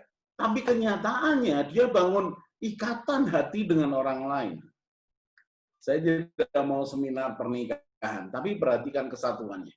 Di hadapan Tuhan, mereka berdua menjadi satu. Jadi ketika mereka masing-masing memisahkan diri secara hati, lalu connect the hati dengan orang lain, di mata Tuhan itu sudah pemisah. Dia kan orang ini mungkin mengatakan legal cerainya saya nggak punya, but hatimu tuh loh sudah. Ya. Oke, nah sekarang mereka tetap beribadah. Kalau soal beribadah, kita tidak bisa sentuh, saudara, karena itu bagian dari hak asasi mereka beribadah. Gereja punya panggilan untuk menerima terbuka dengan siapapun, bahkan orang berdosa. Oke, yang beribadahnya kita nggak bisa sentuh. Silakan orang mereka nanti yang penting ibadah ketemu Tuhan. Tapi kemudian dikatakan, tetap pelayanan, that's it. Ketika tetap pelayanan, saya balik lagi kepada tatanan dari gereja lokal. Karena kalau bicara soal pelayanan, masing-masing gereja lokal punya aturan sendiri. Kalau saya boleh katakan, hal yang ideal, ya kalau hal yang ideal, saya berharap kita gembala tahu persis kehidupan rumah tangga dari semua pelayan. Dan kalau pelayan itu tidak menjalankan kebenaran firman Tuhan, jangan takut untuk menghentikan pelayanan atau mensabatkan dia. Jangan takut, saudara. Lebih takutlah akan Tuhan, karena pelayanan itu penyembahan loh ke Tuhan. Jadi kalau mereka tetap pelayanan, saya balik lagi ke pendetanya kalau buat saya. Ya, saudara punya pertimbangan sendiri. Kalau saya tidak. Saya mesti tahu persis kalau para aktivis saya harus tahu persis rumah tangga keluarga mereka. Tidak sempurna, tapi ya pasti tidak pisah kemudian pacaran dengan orang lain.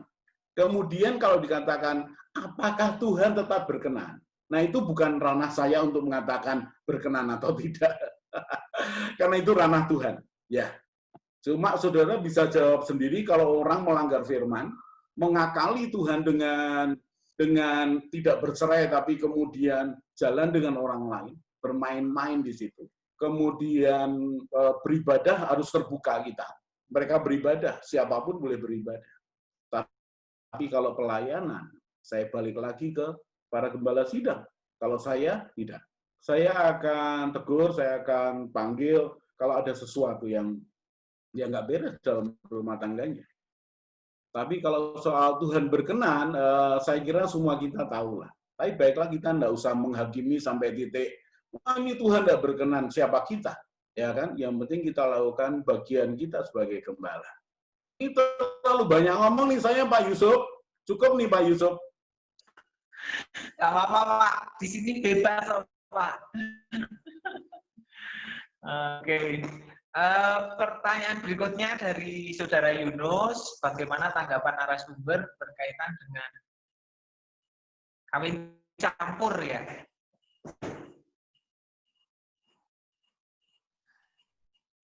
Kawin campur itu maksudnya gimana?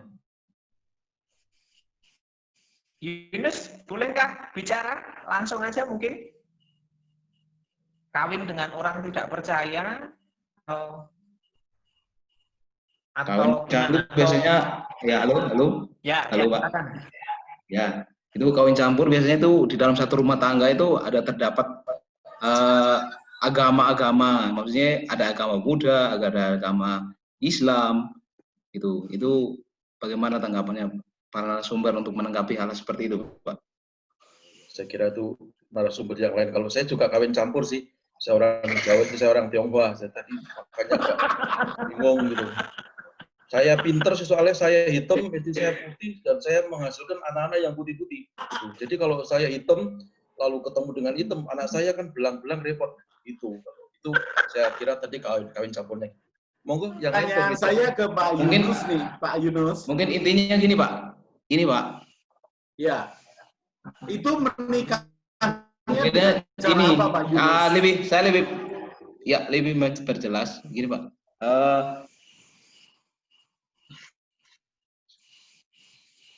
Gini Pak, mungkin dalam hal ini pernikahan dengan kawin campur itu yang saya maksud itu mungkin dalam hal ini adalah itu Pak, penanganan terhadap seperti anak tiri gitu Pak.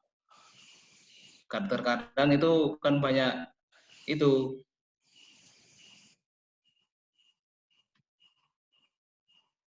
Halo?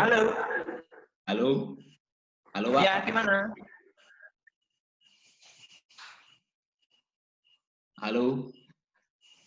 Atau mungkin tulis lagi di chat yang lebih jelas. Kita ke pertanyaan berikutnya aja. Dari Saudari Marta, buat Bapak semua, bagaimana menyiasati di sebuah keluarga, salah satu pasangan memiliki kurang percaya dengan pasangannya. Mari Pak. Oke, mungkin saya sedikit bisa kasih sedikit apa. Yang jelas pada saat kita mau menikah memang dibutuhkan jatuh cinta ya, dibutuhkan jatuh cinta.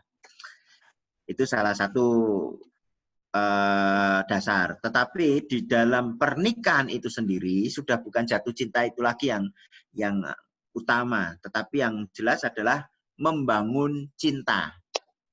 Ya, bagaimana antara kehidupan suami dan istri yang biasa mulai yang tadinya ketemunya hanya sebentar ya waktu masa pacaran, begitu kumpul 24 jam.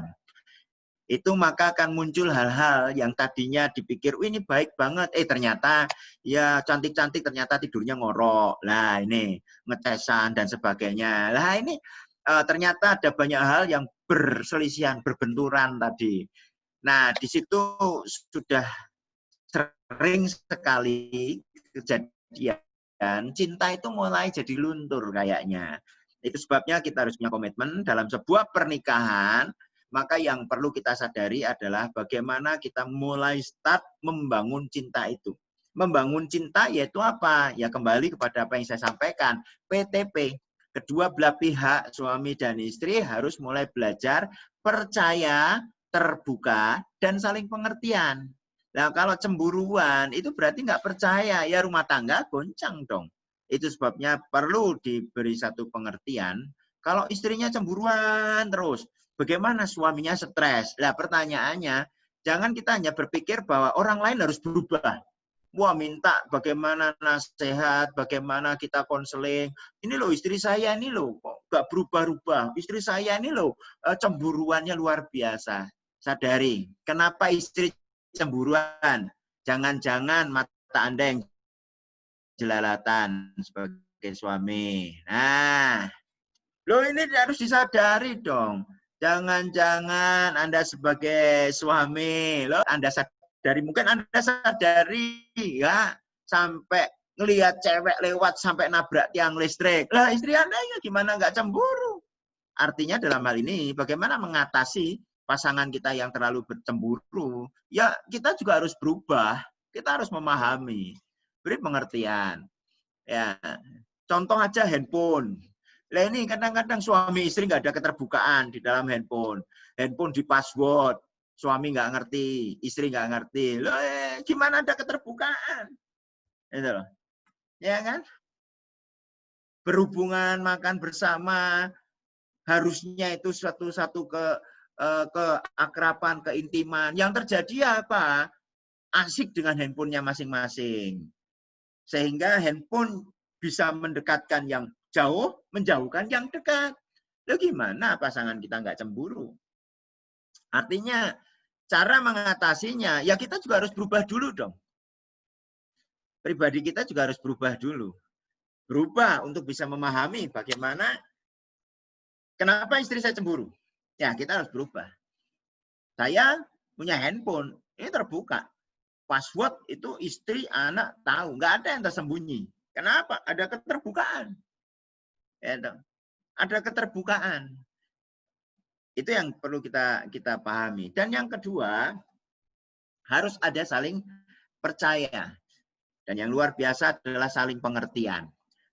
Ya, kita harus bisa mengerti, memahami. Bagaimana kedua belah pihak, pasangan, itu harus saling memahami. Bukan hanya sepihak.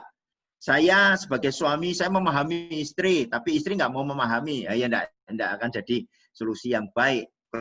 Keluarga nggak akan kuat. Tapi bagaimana istri pun juga harus bisa saling mengerti kita. Nah ini contoh, simpel.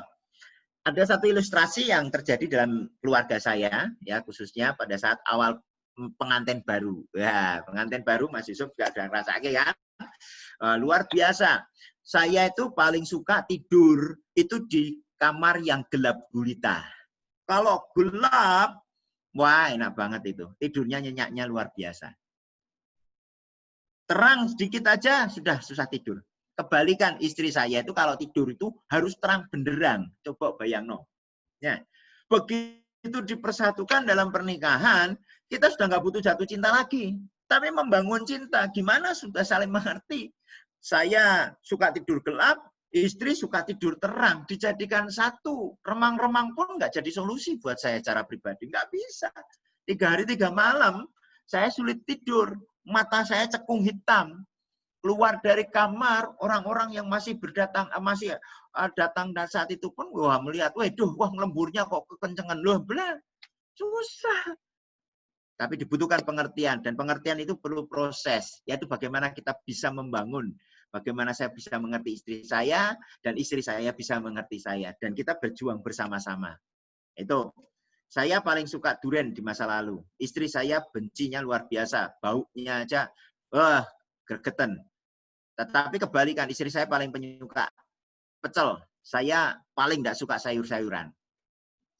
Prinsip untuk membangun cinta, mewujudkan apa, yaitu namanya pengertian, apa yang saya lakukan? Saya bilang sama istri saya, dan kita sepakat. Ayo, apa yang saya benci, you harus benci. Apa yang saya suka, you harus suka. Begitu juga sebaliknya. Apa yang kamu benci, aku juga akan benci. Apa yang kamu suka, aku akan suka. Nah ini, itu adalah membangun. Hasilnya apa? Saya paling suka durian, benci pecel. Apa yang saya lakukan? Saya tahu istri saya benci durian, suka pecel. Prinsip itu saya jalankan. Hasilnya saya pun saya terapkan. Saya mulai harus belajar membenci durian. Tetapi di sisi yang lain, saya berusaha untuk menyukai pecel. Wah, hasilnya apa? Ya lihat mau lewat jalan, wah ada durian. Ya saya berusaha untuk nggak ngelihat durian. Oh enggak, aku nggak mau suka durian. Aku nggak mau durian. Wis pokoknya apapun juga ini harus aku benci durian ini. Nah, ini yang saya lakukan. Tapi kebalikan istri saya, bojoku seneng durian. Wah, aku nggak suka durian. Aku harus belajar menyukai durian. Apa yang dilakukannya? Lihat durian, dia bilang, Pak, ada durian, Pak. Ayo coba-coba. Nah, ini loh. Akhirnya istri saya pun mulai belajar makan durian. Pada saat istri saya mulai belajar makan durian, saya belajar mengendalikan untuk tidak rakus terhadap durian. Itu yang saya lakukan. Begitu juga terhadap pecel. Yang luar biasa. Saya pun lakukan hal yang sama. Dan istri saya pun, wah akhirnya. Dan sekarang yang terjadi apa? Kebalikan. Saya durian nggak begitu. Paling 2-3 selesai, 2-3 butir. Istri saya juga sama, 2-3. Tapi 2-3 duriannya. Nah ini, wah karena begitu juga saya sekarang penggemar pecel. Nah ini hasilnya terjadilah sesuatu yang baik berjalan, membangun cinta. Loh kenapa kok cemburu? Ya karena kita nggak menyadari ego. Kita merasa diri benar, itu sebabnya kita nggak mau menyadari itu. Itu sebabnya ayo kita pahami istri kita, pahami suami kita, kenapa dia cemburu. Kalau kita sudah berubah, kita sudah mencoba melakukan yang terbaik, dan istri masih tetap cemburu, berarti ada sesuatu yang perlu diselesaikan. Ayo, bawa ke gembala, atau mungkin bawa datang ke Pak Yusuf, mungkin bisa sharing, ya itu luar biasa. Untuk apa? Untuk kita bisa memahami kenapa sih akarnya, kenapa kok cemburu. Pasti ada sebabnya. Itu saya rasa itu aja. Ayo, sudah bukan jatuh cinta lagi, tetapi bagaimana kita mulai membangun cinta. Ya. Bersama, maka kita akan dapatkan keluarga yang kuat, dan kita bisa mengatasi hal-hal yang ada. Apapun yang terjadi, istri cemburu atau apapun, kita bisa mengatasi, kita punya pengertian yang benar. Saya rasa itu aja. Mungkin. Thank you. Yang lain, Pak Paulus, ini juga Pak Yos, ini luar biasa, ini pakar-pakar ya dalam konseling pernikahan. Ya, saya banyak konseling juga dengan beliau-beliau ini, luar biasa. Ya, Pak Sukri, ya, mari silahkan.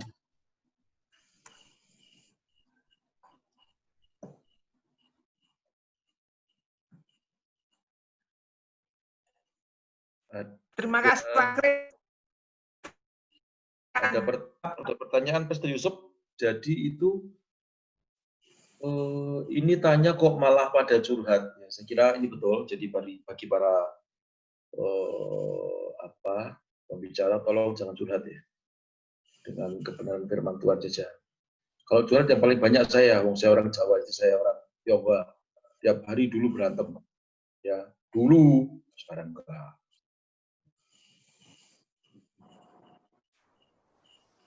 Ya, Pak Yusuf dan teman-teman. Ya, Pak. Saya mau mencoba menjawab pertanyaannya ya.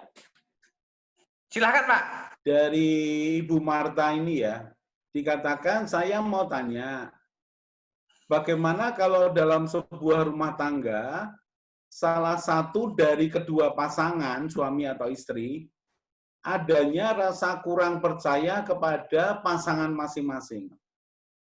Dan juga kalau salah satu dari mereka cemburuan banget. Nah, untuk pertanyaan ini, kalau ini model konseling, saya paling tanyanya adalah, dulu waktu menikah percaya nggak? Terus tidak percayanya mulai kapan? Nah, dari situ bisa digali. Ada 1-2 peristiwa yang membuat tidak percaya. Karena banyak orang beda ya, masalahnya beda. Karena ini kan bicara konseling. Nah, kalau soal cemburuan, biasanya orang cemburu itu karena merasa tidak punya apa ya, rasa aman. Dari percaya ya, tapi tidak aman.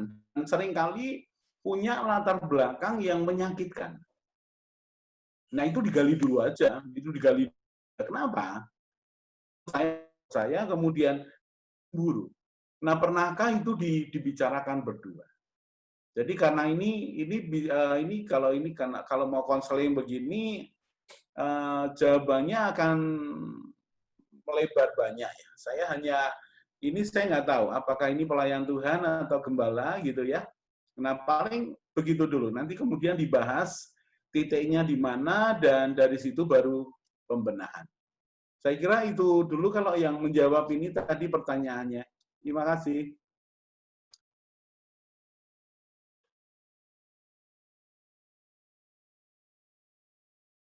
Pertanyaan selanjutnya saja ya, Ibu Bapak semua.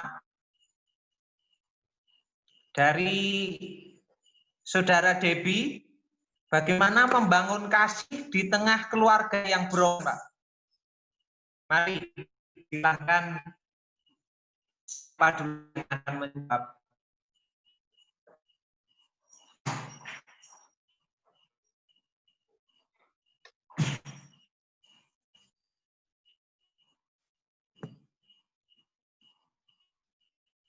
Halo. Oke. Saya nunggu yang lain dulu dah. Saya nunggu yang lain dulu, nanti saya banyak ngomong. Pak Kris, Pak Sukris. Ya, oke. Ini ada pertanyaan. Sebentar saya baca dulu pertanyaannya. Ya, ditanyakan di sini, yang mana tadi ya?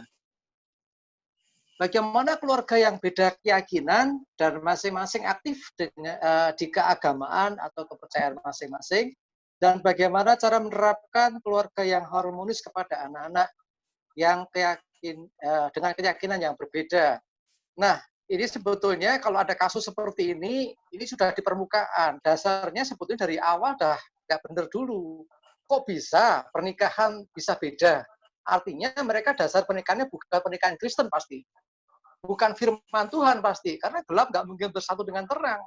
Nah, oke lah, terlepas sudah terlanjur istilahnya ya, sudah berumah tangga. Kan sekarang juga ada ya, katanya nikah di luar negeri bisa, gitu kan. Saya mau katakan, oke, pernikahan itu sah, karena memang diakui secara hukum. Tetapi yang jadi masalah akhirnya seperti ini. Suami istri beda agama, beda keyakinan, yang satu aktif di agamanya, yang satunya juga, tapi beda. Anak-anak gimana? Ini saya jadi pertanyaan. Nah, sesungguhnya kalau terjadi demikian, bagi yang Kristen tentunya ya, karena kita kan fokusnya yang seiman, ya, apalagi jemaat kita gitu kan. Ya, perjuangan dia itu tidak mudah.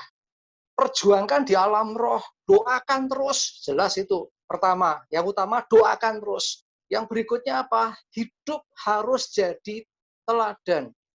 Dia akan melihat bahkan kekurangan sedikit saja itu bisa jadi diungkit jadi masalah besar. Artinya apa? Hidup kita ini menunjukkan kasih, perhatian, sampai akhirnya perbuatan baik yang kita lakukan itu membuat orang itu tertarik dan memuliakan Tuhan. Ya, pada akhirnya bisa terjadi pertobatan. Saya melayani ada jemaat yang kejadiannya serupa. Jadi sampai punya anak, akhirnya si ibunya ini yang Kristen ya.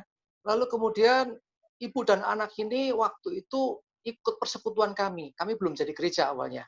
Nah, singkat cerita, mereka pada akhirnya datang, si ibu dan anak ini, kami layani, kami ajak berdoa, dan saya bilang, doa terus sepakat ibu dan anak. Nanti bapakmu dijamah Tuhan. Dan betul akhirnya, singkat cerita, bapaknya ini mau diajak ke gereja sekali. Ya, bukan tempat kami, gereja lain. Ya, lalu di sana itu mereka buat pengakuan dosa, akhirnya si suami mau jadi istilahnya mau jadi Kristen katanya. Tapi pada waktu itu cuma sekali aja, habis itu nggak mau lagi. Nah, dalam kondisi seperti itu si ibu datang ke kami lagi, Pak, mbok tolong. Sekalipun bukan jemaatmu, Pak, tapi suamiku ini dimenangkan, kan juga berguna bagi kerajaan surga. Akhirnya singkat cerita kami ketemu, kami ngobrol. Dan saya bilang ke ibu, Bu, berikan pelayanan yang terbaik buat suami. Dan terus doakan di hadapan Tuhan. Dan puji Tuhan, saat ini mereka bergabung bersama kami, si bapaknya ini jadi orang yang sangat-sangat militan. Ada begitu banyak kasus perbedaan terjadi. Anak-anak gimana kalau terkekeh dengan kekeh perang di alam roh ini? Ya, ini kan kayak peperangan iman gitu loh. Ya, siapa yang mau menang, ya yang lainnya akan ke bawah. Ini kan ada kuasa-kuasa yang lain yang mengikat orang itu. Nah, doakan terus, tapi jangan lupa perbuatan baik, pelayanan kita kepada pasangan itu juga diutamakan. Karena orang itu bisa melihatnya itu di depan mata, apa yang kamu lakukan ke aku, gitu loh. Nah, tentang anak-anak, kalau belum bisanya itu gimana? Anak-anak tetap bagaimanapun sebagai orang tua, sebagai orang percaya itu jiwa yang harus dimenangkan. Jadi penting untuk didoakan juga, anak itu juga diajarkan kebenaran, karena apalagi masih anak, itu dia akan nyerap apapun yang dia tahu. Ya, dia akan anggap semua benar. Nah, tinggal bagaimana dia mengerti dan mengalami kuasa Tuhan dalam hidupnya. Ya, jadi kurang lebih itu. Jadi nanti saya percaya kok kalau perjuangan dalam iman ini sungguh-sungguh menang kok. Saya mendapati banyak sekali. Ya, terus terang bahkan ada satu pendeta tetangga teman saya juga dia bilang, pelayananmu sini wong-wong sing kayak gitu. Ya, pelayanan kami di awal tuh banyak dari pernikahan yang berbeda. Akhirnya kedua-duanya ke gereja juga. Nah, kami akhirnya tak kumpulkan, tak cari kenapa bisa gitu, dan puji Tuhan, ya kebanyakan jemaat kami memang latar belakangnya beda keyakinan, tapi sekarang puji Tuhan bisa ikut Tuhan Yesus. Ya, kurang lebih itu sih. Mari saya kembalikan berikutnya. Enggak, Pak Yusuf. Halo. Ya. Terima kasih Pak Sukris. Oh, sama. Ada pertanyaan dari Saudara Debbie, bagaimana membangun kasih di tengah keluarga, bro, Mbak? Monggo, siapa kira-kira yang akan menjawab?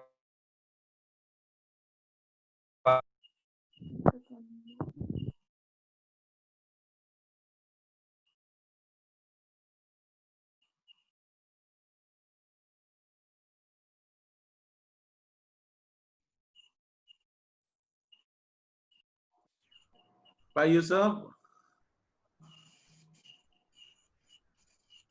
Pak Yusuf. Halo, iya Pak, halo. Pertanyaan tadi yang kalimat terakhir saya nggak dengar, Pak.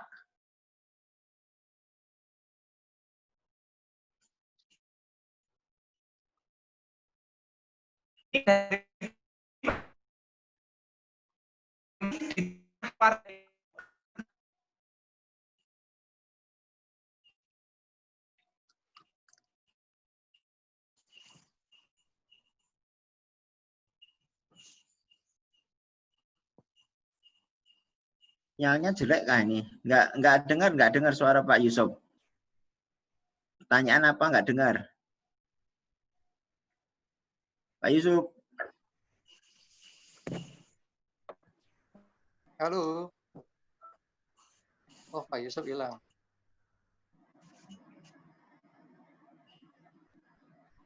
Atau yang lain yang dengar pertanyaannya bisa mengulang.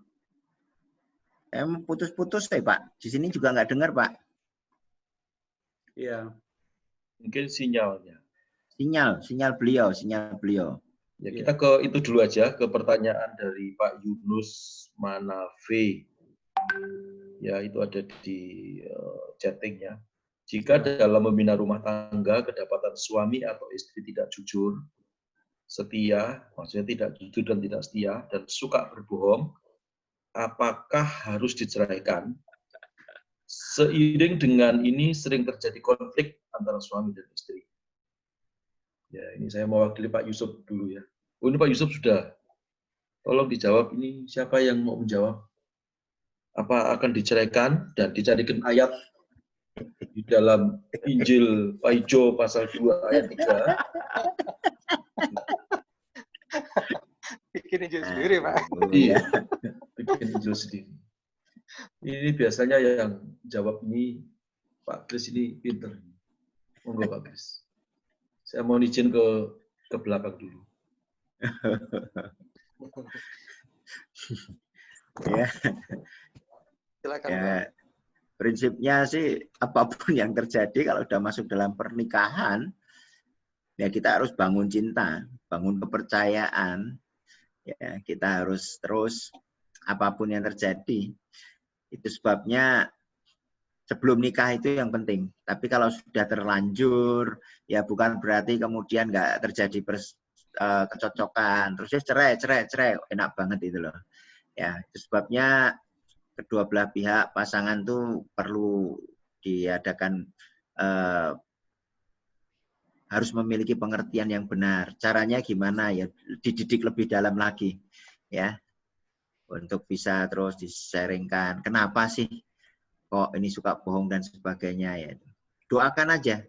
Kalau suamimu suka bohong, ya mari istri-istri ya banyak doakan aja mereka.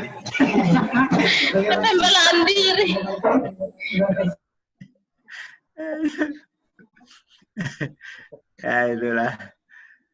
Saya rasa itu aja ya, simple aja sih sebetulnya. Gimana kita harus pahami ya, suami yang suka berbohong, kemudian atau istri yang suka berbohong kebalikan, ya itu banyak terjadi ya. Mari tanggung bersama, gimana kedua belah pihak harus punya kerendahan hati, ya sama-sama, ayo berjalan, libatkan Tuhan, miliki roh takut akan Tuhan, ya maka keluarga itu akan menjadi keluarga yang ya cinta Tuhan itu ya tidak akan mudah berbohong lagi ya. Saya rasa itu aja ya. Kalau kita sharing ini kayaknya nganu sih ya, sudah mulai pertanyaan-pertanyaannya sudah keluar dari prinsip keluarga yang kuat, tapi bagus juga, melebar sekali tapi bagus sekali ya. Ini jadi ajang curhat luar biasa. Oke, ini ajang curhat luar biasa ya. Ini kalau konseling lebih bebas itu ya. Oke, yang lainnya mungkin Pak Sukris. Nih Pak Yose. Halo. Oh, Pak Yusuf lagi tuh, Pak. Mari, masuk Pak. lagi. Masuk, Pak. Mohon maaf sinyal saya tadi jelek. Mohon maaf sekali. Nah. Saya tetap di depan kamera tapi kelihatannya sinyalnya memang jelek. Oh, Oke. Dimaklumi, Pak. Ya, ada pertanyaan, Pak. Bagaimana membangun kasih di tengah keluarga yang broken? Oh, ya. Membangun kasih di tengah keluarga yang broken. Broken, ya. Ya. Oke, ada satu orang yang ya salah satu jemaat yang pernah juga ya dia menghadapi keluarga yang broken dan ada kepahitan yang luar biasa antara anak ini terhadap mamahnya ya. Terhadap mamahnya. Dan satu hal dia kebencian yang luar biasa ya. Sehingga untuk nyapa mamahnya pun nggak mau ya, dan akhirnya dia pun meninggalkan mamahnya. Tapi masih mau ketemuan. Cuma kepahitannya ini begitu kuat. Waktu itu simpel yang saya bawa adalah saya ajak dia, kemudian saya ajak ngobrol dia secara baik-baik dan saya mulai perkenalkan dia tentang Tuhan. Bagaimana pengertian yang benar. Ya, dan kemudian saya bawa dia untuk belajar memahami mamahnya. Belajar untuk memahami mamahnya. Dan kemudian juga saya bawa dia untuk mengerti bagaimana korban yang dilakukan oleh Yesus sehingga dia bisa memahami orang-orang yang berdosa dan mengampuninya.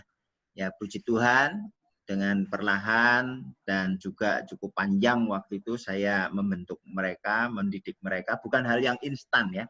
Untuk merubah hati yang kacau balau itu bukan hal yang instan. Dan akhirnya dengan hal itu bisa terjadi pemulihan.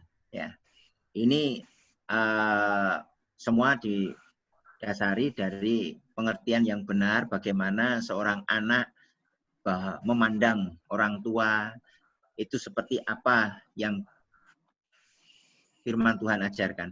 Itu aja sih, saya bawa dia secara ini. Jadi tidak bisa instan. Dan kemudian ada juga satu kasus di mana anaknya kena narkoba, ibunya stres, ya, dan kacau balau, sehingga rumah tangga ini tidak ada kasih sama sekali. Ibunya tiap hari nelpon saya, ya, terus katakan, ini anakku sekarang ada di kamar, tertutup rapat sama teman-temannya. Ini gimana nih, kacau balau. Satu hal kuncinya, saya cuma bawa aja dalam doa. Dan kalau perlu bawa dalam doa dan puasa. Ya, karena dengan nasihat apapun, mentok, nggak bisa. Dan akhirnya ibu ini pun mengambil satu sikap, dia korban, dia lakukan doa dan puasa. Dan itu bukan cuma 1-2 hari. Itu hitungannya cukup lama, tahun. Dan puncaknya di akhir saya meninggalkan kota Jogja, saya melihat satu perubahan yang sangat luar biasa. Tuhan bawa anak ini dipertemukan dengan seorang perempuan dan akhirnya mereka pacaran. Dan kemudian dari perempuan inilah hidupnya diubahkan. Cara Tuhan itu ajaib. Dan sekarang dia menjadi seorang hamba Tuhan yang luar biasa. Diawali dari doa seorang ibu terhadap anaknya. Nah, sekarang kalau keluarga broken terjadi, siapa di antara Anda, di antara keluarga itu yang sudah mengenal Tuhan? Bawa dalam doa. Bawa dalam puasa. Percaya, tidak ada perkara mustahil. Ada banyak kesaksian kok. Ada banyak contoh yang ada. Puasa doa tetap sampai dulu, sekarang, dan sampai selama-lamanya. Itu tetap luar biasa. Dia punya mujizat, ya, untuk merubah keluarga yang berantakan jadi keluarga yang penuh dengan kemurahan. Ya, air pahit diubah menjadi air anggur yang manis, yang luar biasa. Hadirkan Tuhan, bawa dalam doa. Ya, itu aja. Mungkin yang lain, konsultan pernikahan ini. Ya, kami Halo, putus-putus, Pak. Terus Pak, suaranya Pak. Suaranya hilang-hilang, Pak. Ya. Membangun kasih di tengah-tengah keluarga yang broken. Ayo. Gimana, Pak Paulus? Pak Yos ya? Pak Paulus. Pak Sukri? Siap. Jadi gini, brokennya itu siapa yang broken? Kalau yang broken anak, berarti persoalannya ada di orang tua, ya kan? Tapi seringkali kita juga melihat orang tua broken home. Ngeluyur seperti almarhum ayah saya zaman dahulu sebelum mengenal Tuhan. Jadi sebetulnya yang harus diambil tindakan pertama seperti Pastor Chris tadi berkata, betul, ya, adalah kita itu harus mengubah, sebetulnya harus mengubah keluarga kita itu menjadi tempat yang nyaman. Jadi keluarga itu bukan hanya nyaman dari sisi kemewahannya, bukan, tapi suasananya. Seperti doa Bapa kami itu, ya, datanglah kerajaanmu, jadilah kehendakmu di bumi seperti di surga. Jadi walaupun sederhana, tetapi kalau orang tua itu bisa menjadi contoh bagi anak-anak, ya, karena tadi saya ngomong ya, anak-anak itu bukan pendengar yang baik, tetapi anak-anak itu adalah peniru yang sempurna. Ya, jadi niteni namatni niteni nambahi. Jadi sudah dilihat, dititeni, bapakku kalau ngomong teriak-teriak, tambahi, teriaknya tambah volumenya tingkat tinggi. Bapakku kalau pulang selalu terlambat, ya, dan sebetulnya dia tidak ada meeting tapi ngomong meeting, aku tak minggat saja. Jadi sebetulnya semua harus introspeksi. Broken home disebabkan karena apa? Tapi menurut pengalaman dalam pelayanan kami, broken home itu karena tidak adanya kenyamanan dalam keluarga. Ya, dulu sebelum pandemi seperti ini, istri saya ini orang lapangan, bukan pemain sepak bola, bukan. Ya. Tapi memang dia full, jadi orang marketing, orang lapangan. Jadi kalau di rumah itu dia nggak bisa lama-lama. Jadi sampai saya ini memikirkan gimana caranya ini. Tapi tadi Pak Yosia berkata bahwa pandemi ini meruntuhkan semuanya, jadi termasuk tatanan pergerejaan, tatanan keluarga, tatanan pemerintahan, bisnis, dan semuanya. Nah, dalam masa-masa PSBB ini, yang istri saya semestinya orang lapangan, dalam waktu 3 bulan dia tinggal di rumah, dan dia berkata kepada saya, ternyata tinggal di rumah itu enak. Ya, enak. Dan sekarang kalau saya suruh keluar, ayo meeting, kenapa kamu tidak berangkat meeting? Dia bilang, enggak saya meetingnya pakai Zoom aja. Enak di rumah, nyaman. Coba kalau waktu itu, saya di rumah selalu marah-marah, saya nuntut, kamu istri nggak bisa masak, kamu istri begini, pasti dia akan minggat. Walaupun itu istri pendeta. Ya. Walaupun istri gembala, ada judulnya, minggatnya istri gembala. Ya, jadi sebuah buku nanti. Ya kan? Jadi, yang penting itu sebetulnya ada kasih. Ya. Jadi kita memahami bersama-sama, ada titik lemahnya di sana, di mana, seperti tadi saya ngomong, kalau pacaran itu buka mata lebar-lebar, lihat kelemahannya, supaya bisa dipertimbangkan. Ini kan ada rekan-rekan dari STT Sangkakala yang belum pada menikah. Pacaran mah sudah, tapi menikah kan belum. Ya kan? Kalau ada pacaran, buka mata lebar-lebar, cari kelemahannya sebanyak-banyaknya, lalu bawa kepada Tuhan. Tuhan, aku kuat apa enggak? Ini beratnya ini 2 ton Tuhan. Ya. 2 ton, berat banget. Ya. Dan sudah konseling dengan Pak Yusuf sebagai dosen, lalu Anda berkata, oh tidak. Makanya kan ada pepatah berkata, cinta itu buta, tai kucing rasa coklat. Kemudian dikasih tahu itu tai kucing. Kamu bilang, oh ini coklat. Melihat anjing seperti kucing dan melihat kucing seperti anjing. Ya kan seperti itu. Melihat air seperti api dan melihat api seperti air. Balik-balik. Buka mata lebar-lebar supaya bisa mempertimbangkan. Tapi kalau sudah masuk dalam keluarga, kelemahan-kelemahan itu buang jauh-jauh, cari kelebihan-kelebihannya, ya kan? Tadi saya berkata bahasa kasih. Bahasa kasihnya apa? Istri saya itu suka dicium. Ya. Walaupun bangun pagi belum sikat gigi itu, kalau sudah duduk tak cium dari belakang, ya. Itu sudah sepanjang hari happy, ya. Ya kan, tapi kalau saya lupa, ya, itu bisa sepanjang hari monyong. Gitu ya. Nggak karu-karuan. Jadi itu yang menyebabkan kadang-kadang kita lupa bagaimana kita menyirami kasih untuk anak-anak kita, bagaimana kita memberikan kasih kepada pasangan hidup kita. Ya kan gitu ya. Jadi kalau semuanya itu, ya makanya saling peduli, duduk bersama-sama, memperhatikan dalam isbah keluarga, ya di dalam renungan-renungan, ya kita menghadirkan Tuhan. Saya percaya kok, yang nggak mungkin jadi mungkin. Kalau diberi teori, nggak bisa. Kita yang harus menjadi contoh. Kita harus rendah hati, menjadi contoh yang baik. Nanti orang lihat, wah ternyata papi itu sekarang berubah. Dulu tukang teriak-teriak, tapi sekarang kok diem. Bukan karena stroke, tapi diemnya karena Roh Kudus yang menjamah kita. Saya kira itu, jadi broken home itu banyak persoalan. Kalau memang dia broken home-nya karena setan, ya bawa ke Pak Yusuf untuk ditengking setannya. Tapi kalau broken home-nya gara-gara kurang nyaman di rumah, ya bikin rumahmu senyaman. Amin. Saya pindah tempat ini, Ibu Bapak semua. Mohon maaf tadi di tempat saya sinyalnya buruk. Saya melihat jam sudah pukul 9. Mohon maaf buat pertanyaan-pertanyaan yang mungkin belum terjawab. Di akhir ini saya memohon kepada para narasumber untuk memberikan closing statement. Bagaimana keluarga kuat di tengah pandemi. Singkat aja Pak, masing-masing closing statement. Monggo, siapa dulu? Saya yang baru selesai, ya saya duluan. Masih panas. Ya, mesin silakan, diesel Pak. itu kalau sudah panas, sukar untuk dihentikan. Ya, untuk manasi butuh waktu. Jadi closing statement saya adalah ketika kita mau memiliki sebuah keluarga yang kuat, ya, bukan hanya di tengah masa pandemi ini aja, kuat dalam segala hal, termasuk menghadapi pandemi COVID-19 ini, sebenarnya tidak ada sebuah teori atau tidak ada satu rumus yang luar biasa, kecuali hanya satu.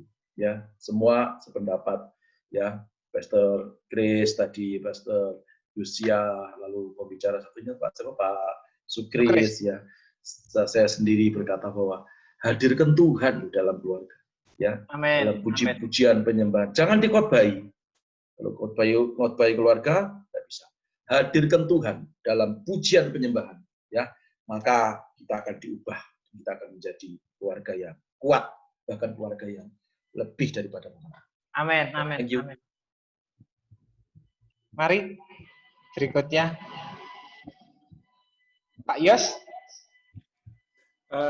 Sama dengan teman-teman yang lain ya. Jadi buat saya, mari kuatkan akar kita sampai ketemu batang air, yaitu Tuhan sendiri. Maka akan semakin kuat. Cari Tuhan, berharap, dan mengandalkan Tuhan. Amin. Amin. Terima kasih Pak Yos. Pak Sukris, mari. Ya, oke. Jadi sebagai penutup sih cuman poin pentingnya supaya kita tetap teguh, tetap kuat rumah tangga kita di tengah pandemi, sama seperti yang lain juga, andalkan Tuhan, tetap cinta Tuhan, melekat nempel sama Tuhan, ya, melalui doa, pujian, penyembahan, perenungan firman Tuhan, ya itu. Terus yang kedua, ya bangun cinta kasih, seperti yang Pak Kris sampaikan tadi, dibangun terus cinta kasihnya, ya. Terus yang ketiga, jangan lupa komitmen pernikahan. Ya, jangan sampai ditinggalkan. Oke, saya kira itu saja. Kalau dipegang sungguh-sungguh, saya yakin apapun yang terjadi, mau badai kayak, mau tsunami kayak, mau apa corona, saya yakin tidak akan menggoyahkan kita. Selama bersama Tuhan kita aman. Amin. Terima Mantap. kasih, Pak. Pak Kris terakhir, monggo.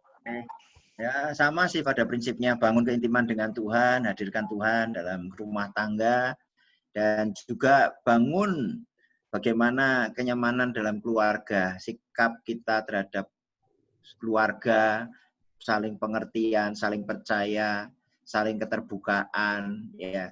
Ciptakan suasana yang harmonis terhadap keluarga, dan itu penting, yaitu kita membangun cinta. Ya, bukan lagi jatuh cinta, tapi membangun cinta. Nah, saya percaya ketika kita saling membangun, saling memahami itu, keluarga akan kuat, sehingga menghadapi guncangan apapun tetap berjalan seia sekata, sepakat. Sehingga 2-3 orang berkumpul dalam namaku, Tuhan ada. Ya, Tuhan Yesus memberkati. Itu aja. Amin. Thank you. Saya sangat diberkati malam hari ini dengan materi yang saya dengar. Saya percaya Ibu Bapak semua juga sama. Saya mengucapkan terima kasih sekali buat keempat hamba Tuhan yang sudah berbagi pengalaman, berbagi kebenaran buat semua kita. Doa saya, Bapak-bapak berempat, terus dipakai Tuhan, terus jadi berkat, jadi inspirasi, jadi teladan yang luar biasa buat siapapun yang dekat Bapak-bapak semua. Doa kami juga penggembalaan gereja lokal masing-masing makin maju, makin bertumbuh, berkembang dengan luar biasa. Ibu Bapak, semua saya infokan Kamis depan kita akan bersama dengan Bapak David Mayanto, beliau barusan konfirmasi bersedia, dan juga hamba-hamba Tuhan lain yang sudah kami hubungi tapi belum memberikan konfirmasi. Minggu depan tema kita adalah tentang pastoral penggembalaan. Ya, mungkin Mas Bardi kita akan foto dulu. Bapak, Ibu, bolehkah foto bersama kami? Oke, silakan Mas Bardi. Dan nanti mohon dengan hormat Bapak Pendeta Kurnianto Laksono bisa menutup kita dengan doa setelah kita berfoto. Iya, kita foto dulu ya. Wah, ini cantik-cantik, ganteng-ganteng.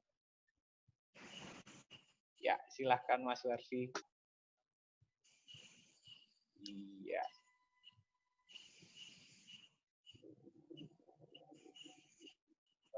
Oke.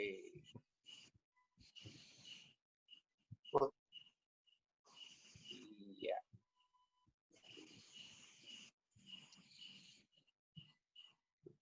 Ora krosoi.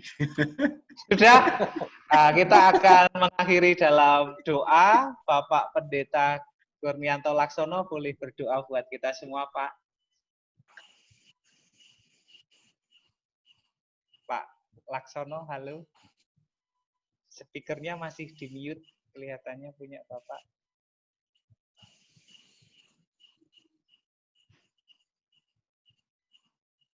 Halo.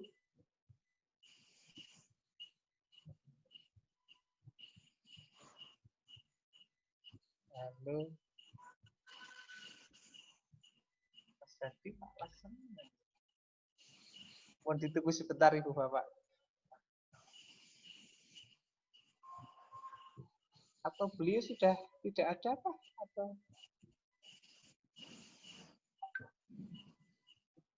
oh, kalau beliau tidak ada, mohon dengan hormat Ibu Fani dari Lampung bisa menutup kita. Atau Pak Kulianto masih ada ya? Boleh di...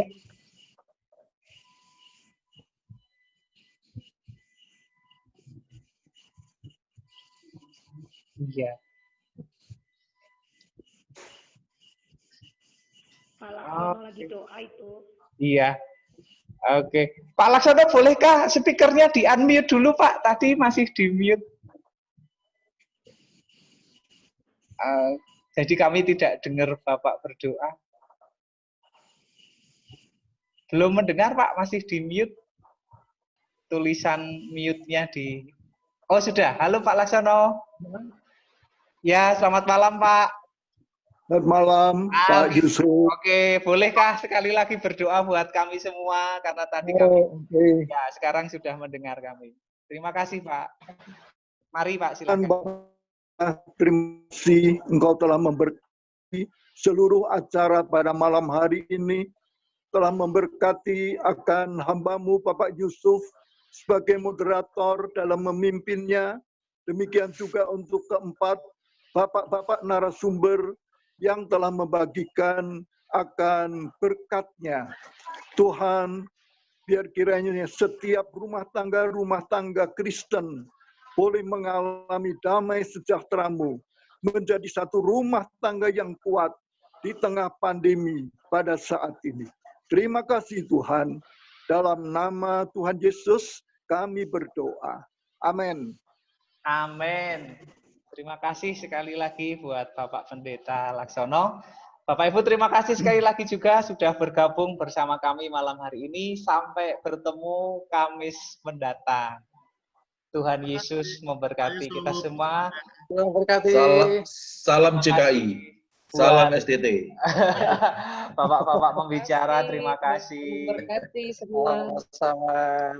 Terima kasih Pak Yos. Terima kasih Bapak. Terima kasih Banjar, Pak Yosia. Saya diberkati, Anda diberkati, kita semua diberkati.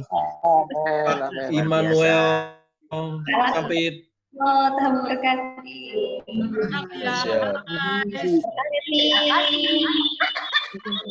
Ini Pak Immanuel. Halo, Bapak Acok. Halo, Pak Paulus Eko. Malam. Ya, di situ ada durian apa tidak? Durian. Apa? Durian. Durian. Dari Banjarmasin ke Sampit kan nanti Pak Kris bisa kita culik, kita makan durian. Banjarmasin zona hitam. Zona hitam, zona hitam. Zonanya belang-belang. Barang-barang nggak masuk Sampit. Ayam larang ayam. Aturju. Oke, selamat malam. Oke, thank you semua Pak Yusuf. Terima kasih banyak Pak Yusuf. Terima kasih Pak Yusuf. Pak Yusuf memberkati semuanya. Pak Yos, Pak Paulus, Pak Supri, Pak semuanya. Ya, Tuhan berkati. Tuhan berkati. Berkati semuanya. Berkati.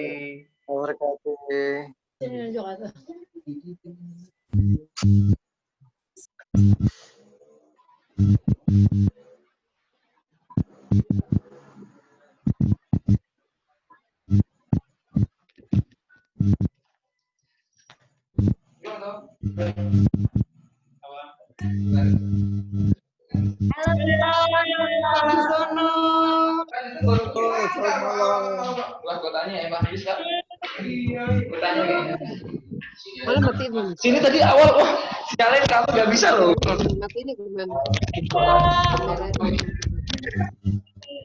Ada semuanya.